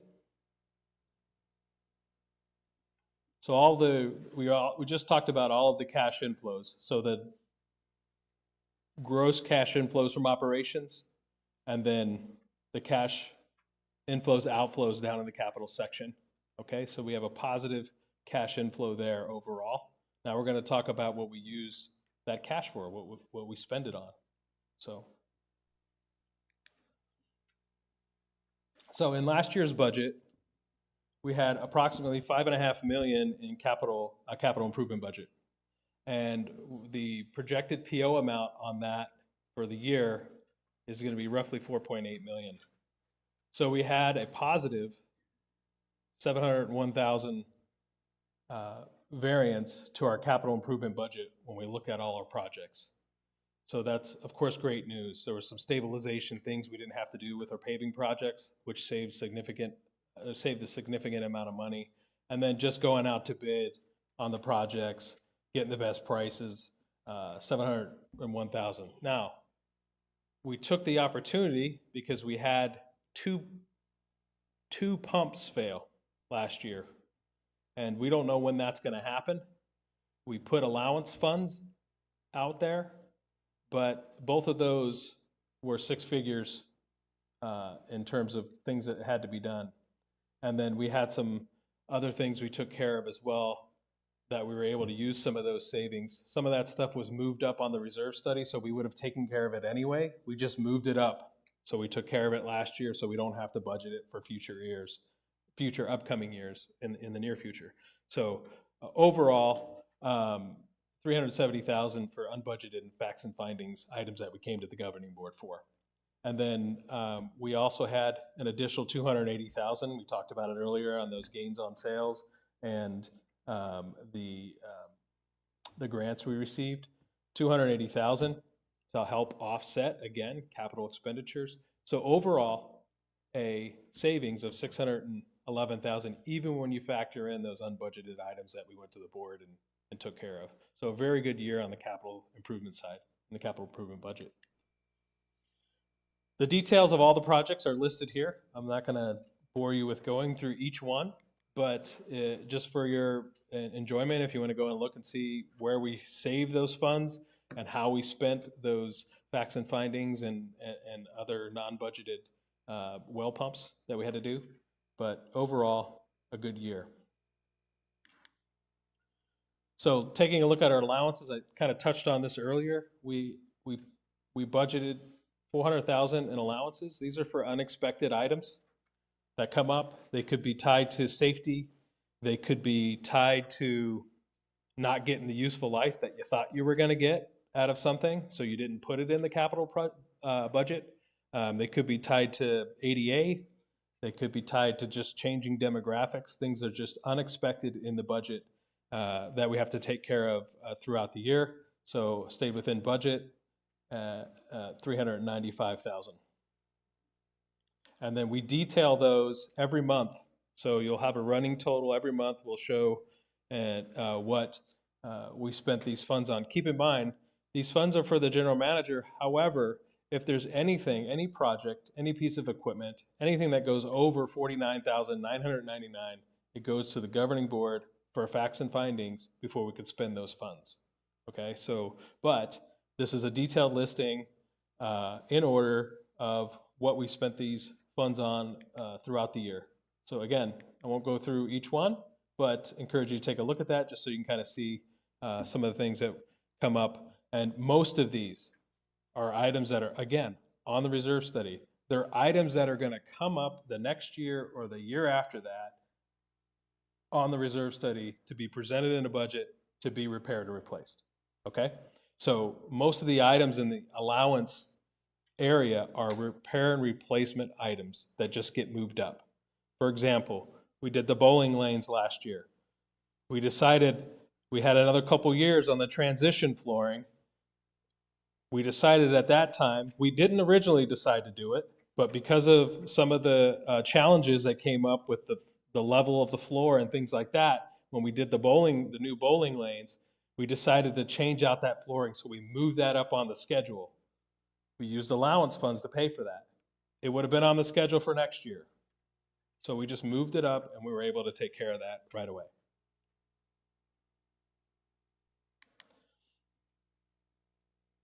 So I always say it's all about the reserve fund. I mean, at the end of the day, it really is all about the reserve fund. Everything we do here, we know that APFs will not cover our capital spend every year. We know that it won't.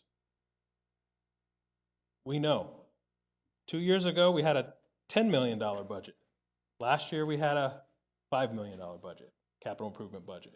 We know that we're not going to generate $10 million in APF fees, okay?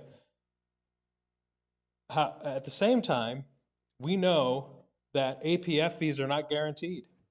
They're just not. I mean, we were on pace for about 1180 before we hit May. All right, and you saw where we came in, 1,074, because of just what happened those last 3 months. We didn't keep the pace that we thought we were. So that said, our only guaranteed source of income, we know every year that membership dues are going to come in because people are living and enjoying this community. We know that, okay? So we have to look at that every year. We have to budget that. When we have good years and good rounds, good golf rounds and things like that, that all just adds it. It's just gravy. So we know that from operations between golf, bowling, our membership dues, and then all of the ancillary things that we do around here, that helps us keep our dues down. It helps pay for operations, and it puts money into the reserve fund. That's all great. And this thing is green across the board for last year. I hope to be standing here next year. I just hope that I'm standing here and it's all green. But it was a phenomenal year. It really was. And so, again, we budgeted being 50% of our fully funded balance. So we have approximately, let's just say, 120 million in assets on our reserve study. Okay, there's a fully funded balance that gets applied to that, and that's approximately 60 million right now. So it's the used portion of that, if you want to think about it that way, of that 120 million in assets, it's what we've used of that. We've used $60 million worth of that, okay? Our reserve fund has approximately 30 million in it. So we are 50% of our fully funded balance right now, okay? The recommendation from, or industry standard is that you're in trouble if you're below 30, okay? Our policy says we have to be between 40 and 100%. And our reserve fund not only pays for the repair and replacement of that 120 million in cost of assets, it also covers any enhancements or new projects that we want to do here in the community. Okay, so we're in very good shape. We look at all of that, and all these things that I've talked about, all these items that are green are all positive into that, which is amazing. So 864,000 from operations, positive. Investment earnings, 318,000 over budget, positive. APFs, 458,000, favorable to budget, positive. Okay, capital savings, 611,000, positive. All right, remaining unspent allowance funds, approximately 5,000. Club funded contributions and grants, 280,000. Reserve funds valuation change, 468,000. That happens within the reserve fund, so we don't include that in our cash calculation because it's already happening in the reserve fund. But that positive 468,000 valuation change helped us for the year, and that's the investment income and the valuation change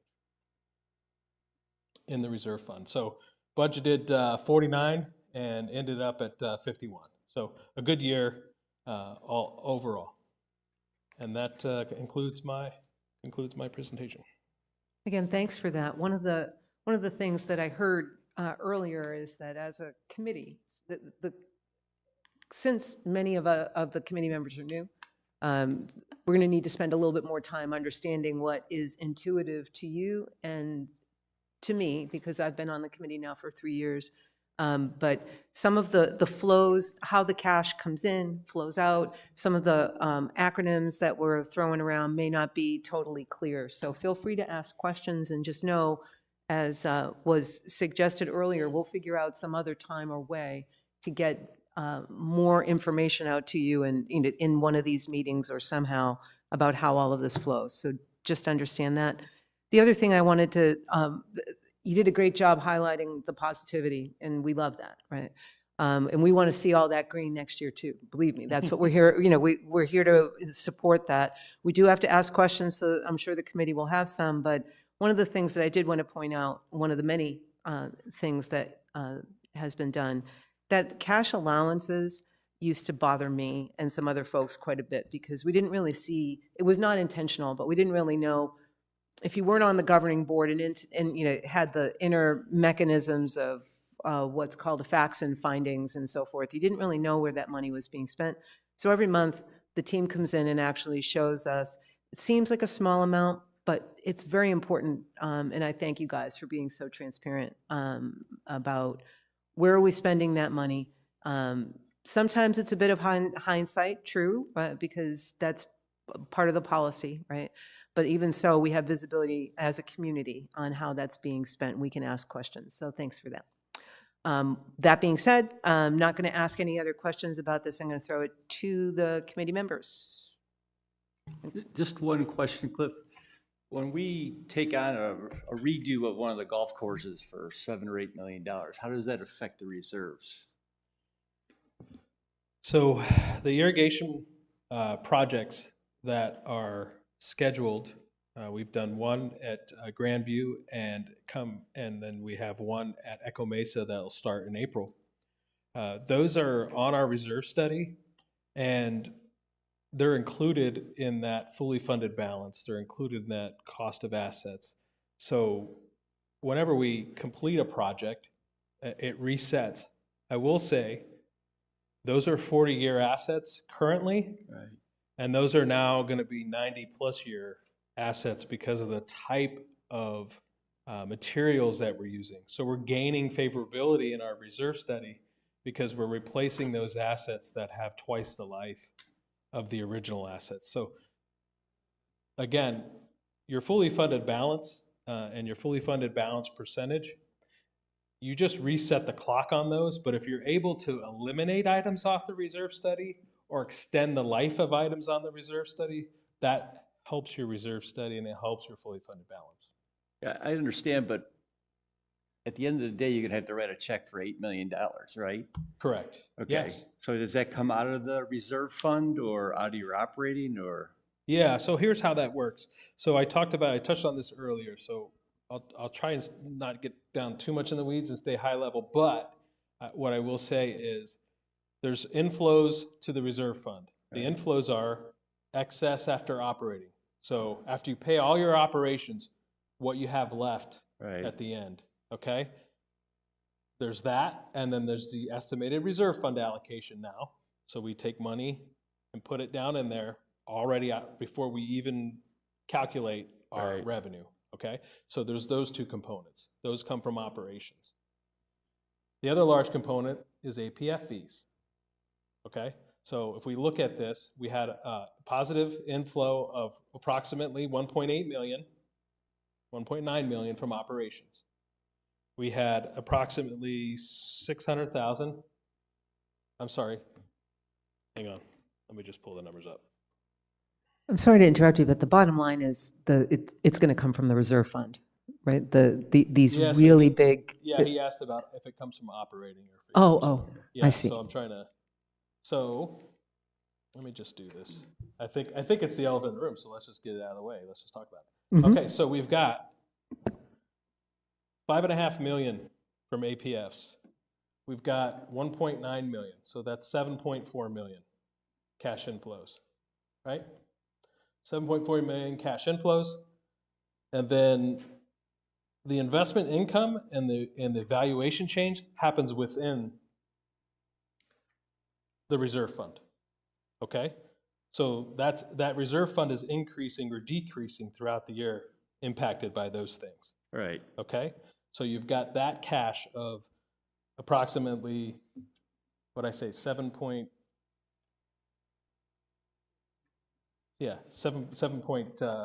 whatever million coming from 7.3 million coming, 7.4 million coming in. We had 5.5 million in capital expenditures. Right.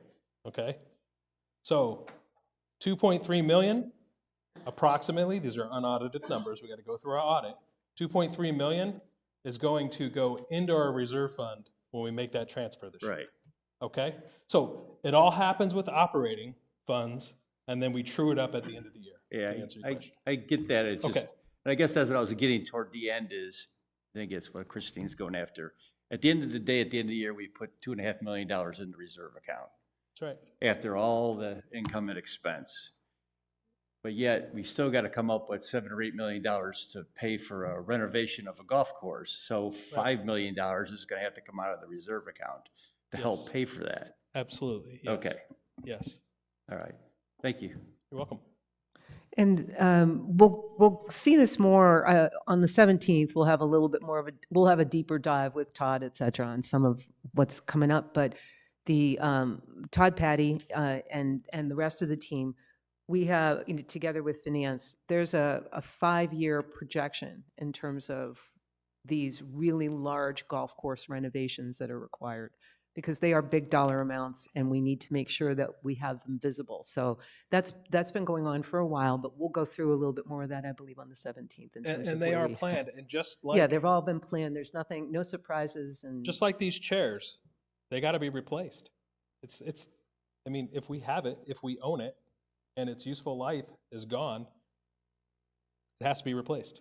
That's the essence of the reserve study, is Absolutely. to prepare us. And these are the really big rocks, some of these very large checks that need to be written. So it's not a surprise, and there is a game plan on how to do that. But I hope that we'll dive a little bit more deeply for the rest of the committee, because I'm comfortable. But does that get to today's questions, Terry? Okay, all right. Any other, how about the rest of the committee? Any questions on year-to-date financials through end of June of 2024? Jim? I did have a couple of questions on the inputs. I'm just stuck on 28 million making a return, a 3-year return of a negative whatever, 2% or whatever. I mean, that is opportunity money to minimize the impact to APF and to dues. I mean, those are other inputs. I'm not sure if you know this question, but I'm just wondering on a trend, obviously another input is rounds of golf. I think we're running about 325,000 roughly. Over the course of history, last 5 years, what is kind of is it trending down? Is it just holding steady? Is it trending up? It's trending up. If you look at the 5-year run, I think going back to the earlier 2000s, like 2010, it was higher. But for the last 5 years, the golf rounds are trending up. We're averaging about 320. And then the earlier whenever you were saying when they were higher, 400, 500? Don't know the numbers exactly. So I can present that information, but I just wonder if there's opportunity there. There is. A lot of dynamics have changed in this community. We're built out. So there were a lot of rounds that from what I understand, that were given away when they were developing the community as well, even up into the early 2000s. But yeah, there's opportunity there. But absolutely, we can always do better for sure. And we strive to do better. Thank you. Yeah. How about Ed or Mickey? Any questions for Cliff on the financials? No, I'm good. Thank you. Ed? Cliff, on the open job requisitions, how often, if that opening has lasted X amount of months, does it opening have to be rejustified to stay as open? I would say yes, for sure. We do have a lot because of the nature of a lot of the jobs that we have here. Some of them are higher turnover than others, so it may appear as though a job is open all the time, but it's not. It's just, we have a lot of those positions and we're looking to fill them. So, but yes, we always assess our positions. Every position has a job description. So if it has a job description, there's something that needs to be done. And so when we put our budget together, it's essentially job descriptions and to respond to and to accommodate some sort of amenity or service that we're providing. Okay, thank you. Thanks also, committee, for the questions, and thank you for the presentation. Any questions from our participants? I see no questions from online, but we have a resident coming to the microphone. Please take your time.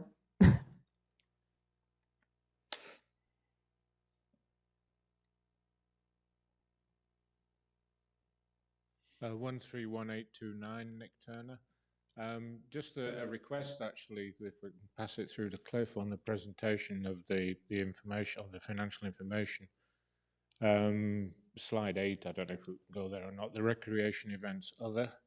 The huge amount there which is kind of skewed by Pete's good work in kind of like treasury operations and managing the cash. I think he's hiding what's actually happening in recreation and events. And so my request would be that those two are split out onto separate lines. Sure. We had may I? Please. Oh, okay. So yes, we don't typically have that, but because of the large amount of investment income, it kind of threw things off. It's mostly just rec and events in any other year. But I would say our events department compared to budget, well, first of all, we surpassed prior year in terms of our events income, but we had put a pretty hefty number out there for the events team to hit last year, and they fell about 30,000 short there. So there is a deficit there. But yeah, that's what else is in there. But we can provide some more insights into that. Yeah, going forward, that would be a great suggestion. Okay. And the only other thing is just to, I remember from the budgeting period last year, just to answer the question about what happens when we have to pull $7 million out of the reserve fund to redo a golf course. I remember during the budget presentations last year, you had a history and a projection on the reserve fund fully funded balance, and it basically goes down a bit. The percentage we have and the percentage we target goes down when we have to do a golf course. And years when we don't, it doesn't. It goes back up again. Yeah, so the reserve fund decreases, obviously, because we're paying for those projects. But the fully funded balance stays pretty steady. And that's really tells us what tells us the fully funded balance percentage. That's really what tells us how healthy our reserve fund is. Because it may go down to 20 million because we've paid for projects. However, the fully funded balance also goes down. So those are both going down at the same rate, and therefore the fully funded balance percentage should stay the same. Approximately the same. Thank you. You're welcome. Thank you. Thank you, Nick.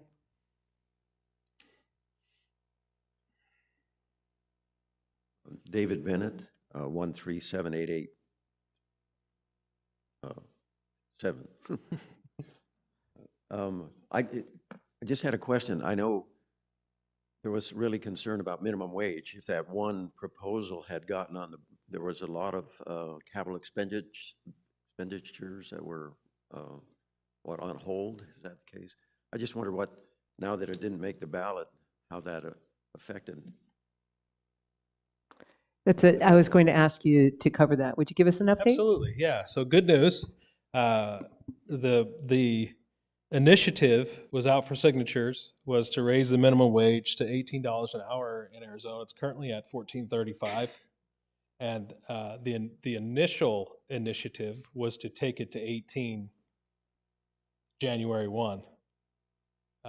Fortunately, there was an initiative that superseded that one, which essentially said it would take it a dollar plus the normal CPI increase for the next 3 years and phase it in. So the initiative went out for signatures. Did anybody see anybody getting signatures anywhere that you frequent? Yeah? It Fry's parking lot, Bosch's, etc. Okay, well, apparently they did obtain. They needed like 270,000 signatures. They got 357,000. But in the face of some lawsuits and things that were coming down the road, they decided to pull that. One Wage Arizona decided not to act on that and put it on the ballot. So fortunately, it did not, for our expense structure, it did not happen. And then the result of that, where there was one large capital project, the Lizard Acres renovation, it was proposed to contingently put that on hold to see the result of that and then make a decision if we were going to move forward with it.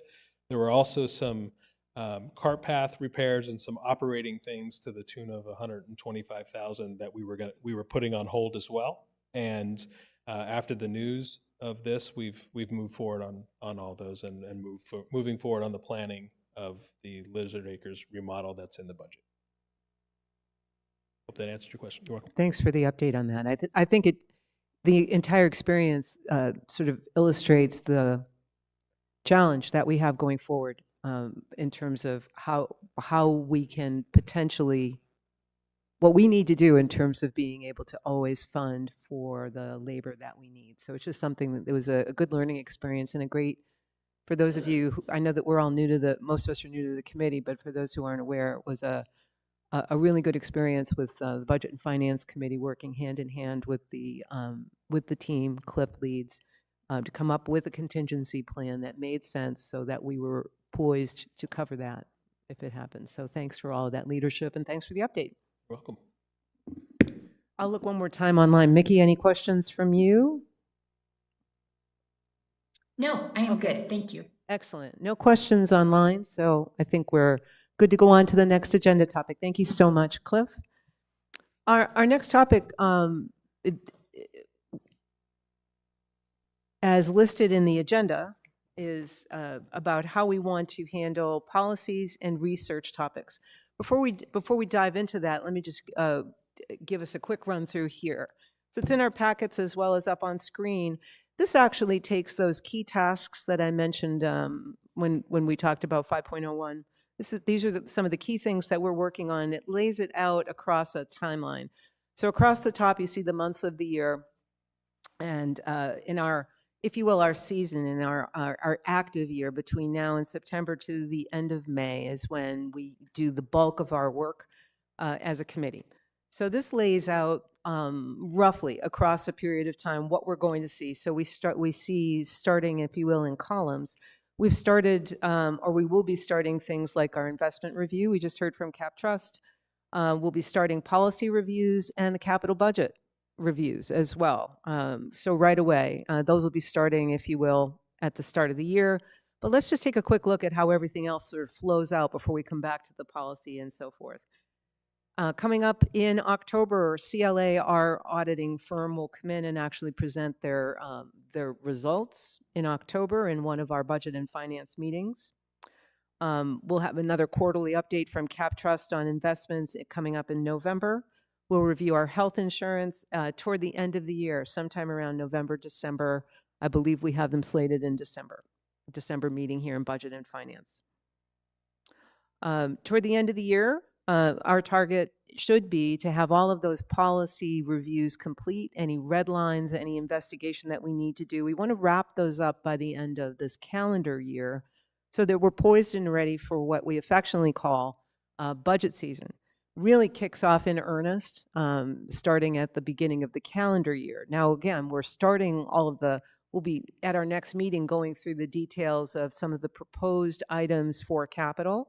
We'll start hearing about some of that. We'll be talking about things and influences and so forth, but we really start looking at the expense budget and having detailed discussions about the budget starting in the calendar year. So starting in January and onward, the pace of our work does pick up a bit from a budgeting perspective. So we want to get those policies looked at and redlined early in the year. Going on through the year, again, the season continues with budgeting activities. We'll have another investment review as we do every quarter. And we'll look at workers' compensation, that's WC, workers' compensation insurance review in the spring, February, March. And property and casualty insurance is renewed toward the end of our active year, if you will. All of this sort of is heading toward our capital and expense budget discussions. We'll be making our recommendations as a committee toward the end of this season. So by spring, we need to be poised for that. The specifics of the dates and the timing, we'll be talking a little bit more about that as we go forward. But just wanted to lay all of this out so that we get an idea of why policy is very, very important to us as a committee, governing board committees in general. This is why we're starting so soon. So I asked you all as members of the committee over the summer to start looking at those financial policies. We have 14 active policies that we must review, and we will review. But one of the things that I asked you all to do, just for those of you who are here, we're going to do two things today. That is, take a quick roundtable on understanding if there are big topics of policy that we feel need a deeper dive. We need to make those decisions by our next meeting, by the 17th. So the first thing we'll do is look at, sort of go through each of the committee members and ask you to identify, based on your reading so far, identify if there are any areas of policy that you feel need a deeper dive, a deeper review. I'm going to start with Mickey because Mickey already brought one up. So there you go, Mickey. You're not here in the room, but you and Ed are going to kick this one off. So Mickey, and again, this is just first top of mind view. You don't have to explain why. This is more of an identifying of the policy areas. I think you mentioned that you may have one that you want to look at a little bit more closely. So why don't we start? So what I said, and I think this is what I said was, when I looked at the investment policy, the prescription that we are 90% fixed income and 10% equity is something that I would like to look at in conjunction with the long-term planning process in terms of when the money is spent. One of the things that I looked at, and investing is one of my favorite things in the whole wide world. One of the things that I looked at is when you look at the fact that we have this big piece of monies coming in every year, and of course it's not guaranteed. It's not guaranteed, but it's pretty regular that you get your AFPs in a big amount. And then you have all of your other things. Is that I would really like to take a deep dive into the scheduled, long-term scheduled out investments, inflows and outflows. And then if we looked at that and did kind of a bucket approach, which is short-term, medium-term, long-term, would there be room for an equity allocation that is different than 10%? So that it's just something that I think that we should both do our homework on it in terms of the ins and the outs, projections of what that might look like, and the funding, and see if that isn't just a little too conservative. Okay, and thank you for that, Mickey. One of the things that I wanted to prep as well for the committee, we won't look for recommendations at this meeting. I'd like to get a couple of your ideas out and prepare us for the a consensus discussion, if you will, on the 17th. So I'm going to pause Mickey there, and just getting some of the topics out for potential consideration so you can all think about them. We're not going to go through them in detail at this particular meeting. Anything else there, Mickey? No, that was a thank great you. explanation. Ed, when you were looking at areas of policy, anything else, anything pop up to you that you felt? Yeah, I remember last year's review, and that kind of caught me up to the things that I was thinking about that got answered. So really, I don't have any questions right now regarding those policies. That's fine. And we'll do a quick roundtable here in the room. We'll start, Rick, with you. And we'll go, anything pop up? I don't really have any questions at this point. I think when we start to get into the detail, then we'll start asking more finite questions. Right. We'll take the time to go through each of the policies for Redline, but this is just identifying something that requires a deeper study. Jim? Yeah, I second Nikki. Was that her? Mickey. Mickey. Definitely FI 12 and 5. Chris, anything pop out to you? No, the only thing I had, and it's kind of minor, and maybe it's just because I don't know it, is I didn't see any sort of process in place to select our auditing firm. It just said, have an audit, and there's no way, no process to select that, to make sure that it's fair and equitable for us. I think there might be. Would you like to answer that one? Yes, so good question. We did an RFP for our audit firm, and 2 years ago, and it's a 5-year engagement. So we go through that once that comes up. So we won't be doing it this year in terms of doing an RFP, but we do that every time we go to market for one. Is that limited 5? Yeah, I mean, is it possible to have the same audit firm for 15 years? Yes, absolutely, yeah. Okay. But it renews, right? Yes. So is that something that you think deserves further study, Chris? Or That's something that didn't sound, I think if we had the same investment firm, the same audit firm, and nothing changed for 15 years, that instead of the comfort that that's a good thing, I think that's a little bit more of a question for me. Yeah, that's a good question. And, of course, in going through that process, discuss that in terms of engaging again with CLA. There's a lot of things to consider. That's certainly one of them, complacency.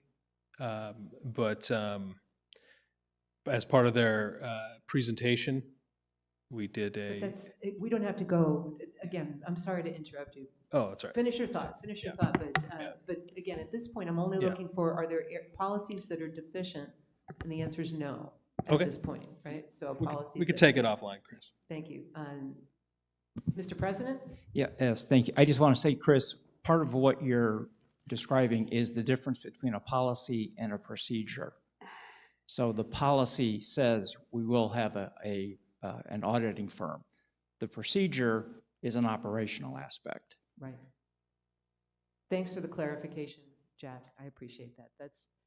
This is one of those areas where, again, we have to just remind ourselves I believe it's even in the bylaws, not a policy that a financial accounting firm is required, but how it's, how it's selected is up to the staff. We just oversee and make sure that one has been selected. John? Any other questions, Chris? I'm sorry.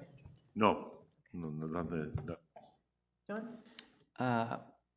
My first thought was they were exceptional.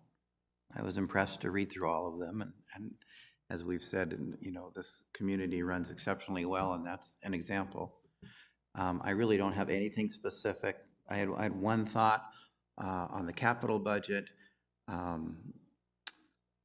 question that popped into my head as I'm looking through, we're analyzing our rates for all of our services, our golf, our bowling, our rentals, and I didn't see anything in there where we're comparing where we stand on those items and our membership fees with our competitors in the other communities. Is there any kind of survey that we see where we stand and what we charge versus what our neighbors charge? I think that might be an annual thing to look at, just so we know where you sit. Yeah, actually, I'll answer this one.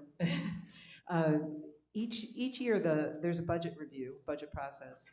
We'll see it here in the committee, but there's also, you can go to end of year meeting that occurred all member meeting that occurred in June, and there was also a budget forum series of meetings that occurred February, March, I believe last year, April. I'm sorry, I apologize, April. So those public meetings, and I can point you toward those afterwards. Cliff and the team actually included some of those benchmarks at that point. So just so you get a sense of where we are at this point, how we compare on fees, amenities, and so forth. So there's some good stuff there. I'm happy to point that on to you and to anybody else who needs. Is that fair? Thank you, John. Mr. Perot, also known as David. Great, thanks. I would agree the FY12 needs to be reviewed in terms of our investment portfolio. I think we should take advantage of the CapTrust and see what they can provide us on information. I would bring forth just a thought on here is that in the organizations I've often seen where they have that reserve fund, what we call the reserve fund, and an operating fund with different policies on the investment types that they have. It allows you to be a little more conservative on one side, a little more aggressive on the other, the operating fund side of it.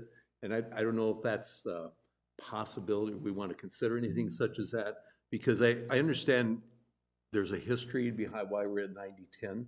And so I'd want to respect those discussions in the past, but I also think we have to look to the future and what our needs and demands are, and what the industry is happening. The world is changing, even in your own personal investments that you have to do for your retirement fund. So I would like to be able to kind of open that door up and look at the other options in the way that CapTrust could give us some advice on that. I think it's all valid points. Again, I've had the opportunity to spend more time with it, so I'm a bit more comfortable, but we're a new team here, and I think you can always question and so forth. So I think that's a valid point, hearing it loud and clear. And the only And my job here is to facilitate. So clearly, we're hearing some good things. It's not what I agree with or disagree with and so forth. So go ahead, David. I think we need to just investigate and hear what the, what is happening today and see if we need to make any changes. Maybe not, maybe we're fine. Right. The only other one this is kind of just a personal thing, FY20 petty cash disbursement, that seems to be like a standard operating procedure. I'm not sure why that needs to be a policy for the board or the budget and finance. There may be history here, but I'm trying to think that that's usually a management operations component, not so much of a policy coming from budget and finance committee. That's at least my experience in the past. And again, we don't have to make the decision here. Right. That's something that we can definitely take a look at. Good point. Terry? Just a couple things. I've heard the people talk about the investment. I think if we had some historical data, because I was around when it was a 60-40, and why it went to the 90-10, and I think it would be beneficial for everybody on the committee to see those results and kind of get an idea of what happened and why we went to 90-10. The other is the audit.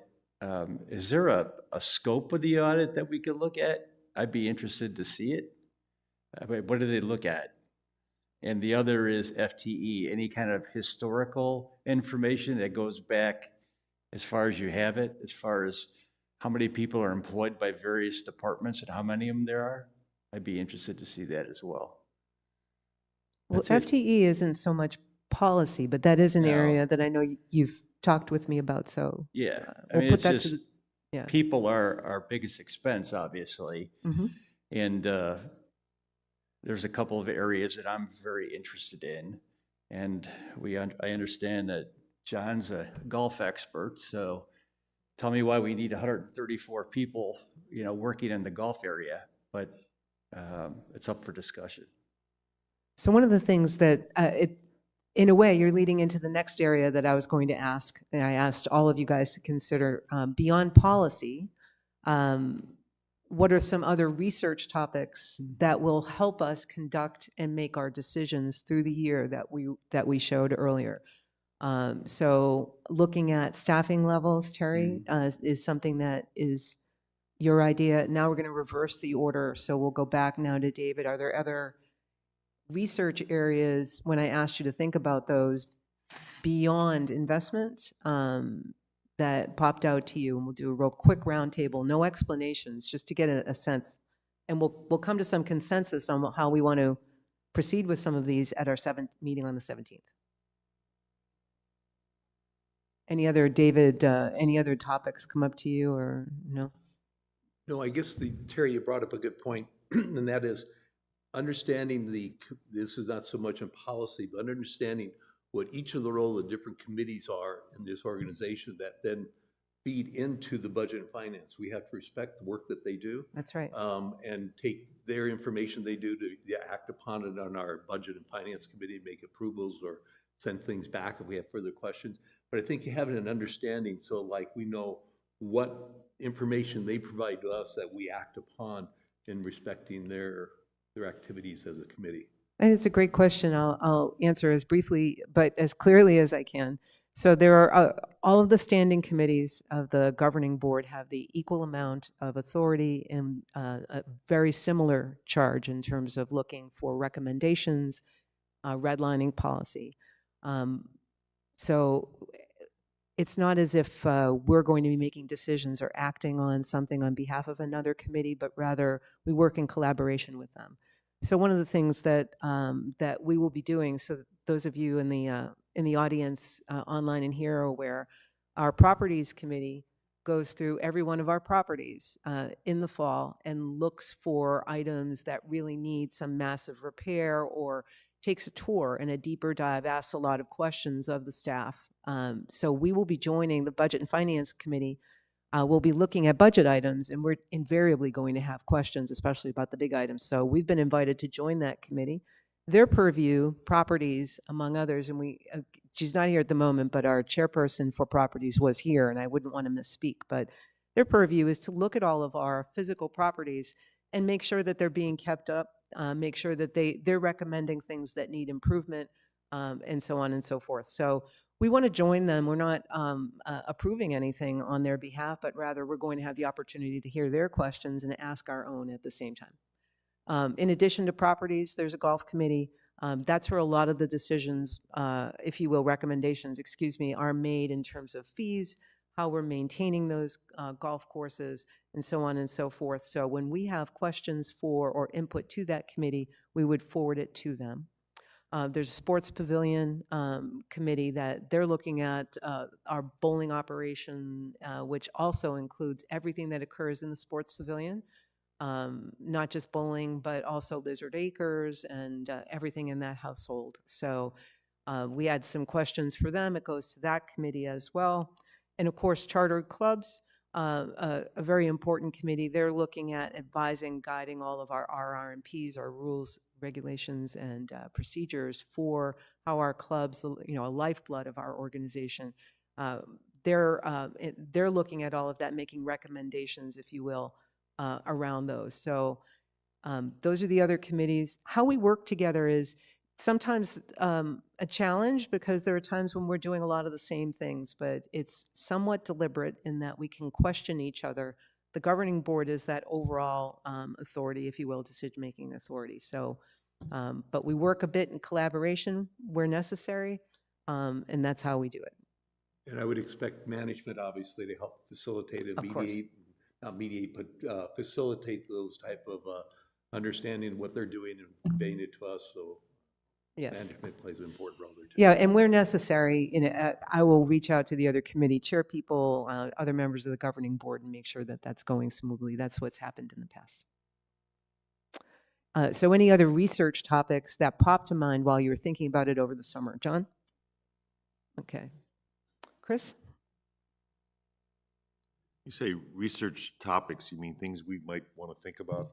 Yes, things that we might want to, so that we're ready to have all of these other discussions, conduct our tasks around not just policy, but also budget.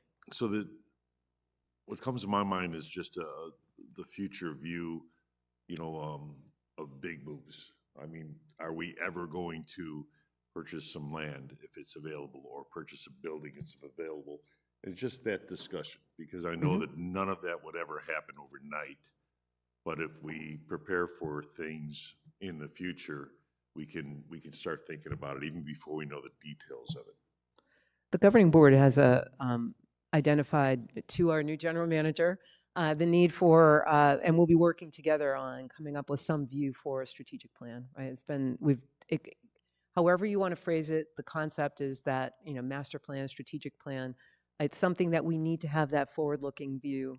It isn't there in a formal matter today, but it's certainly a priority to have some forward-looking view. So that will be taking place. We'll have more as the governing board takes this on. There'll be more to say about that. Is that fair, Mr. President?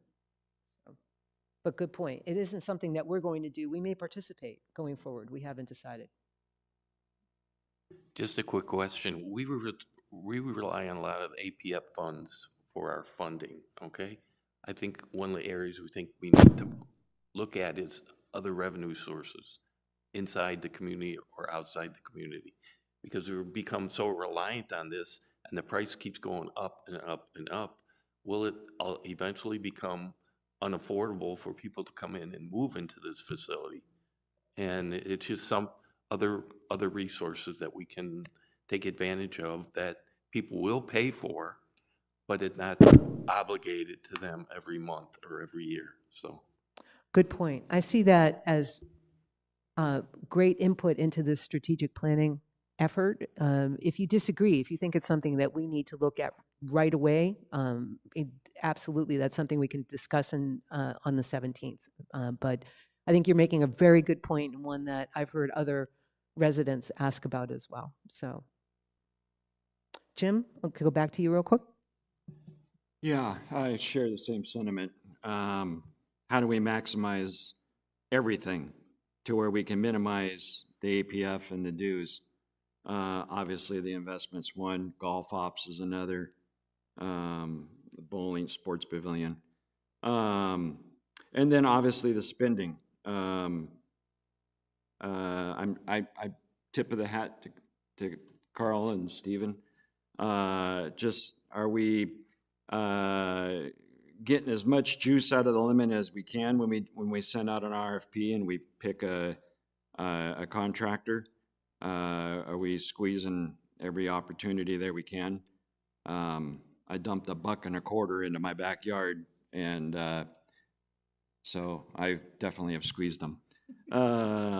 And then, come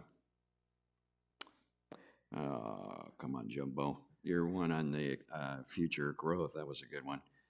Yeah, that one escaped me, dang nabbit. But Well, we'll have another shot yeah, at this yeah. in the 17th. So don't think that you're on the spot and Nope. you can speak now and forever hold your peace. That's not the point. Yep. Just wanted to get some of the thoughts out on the table so the audience can hear and so that we can prepare for the 17th. But thank you. So,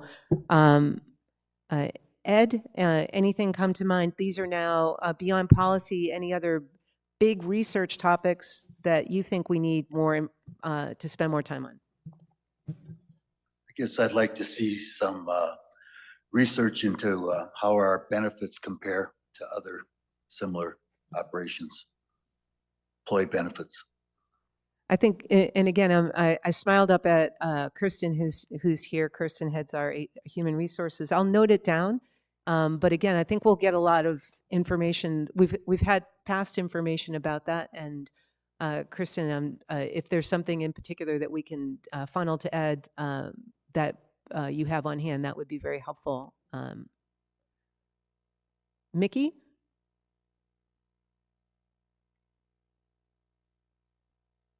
No, I think I'm good. Thank you.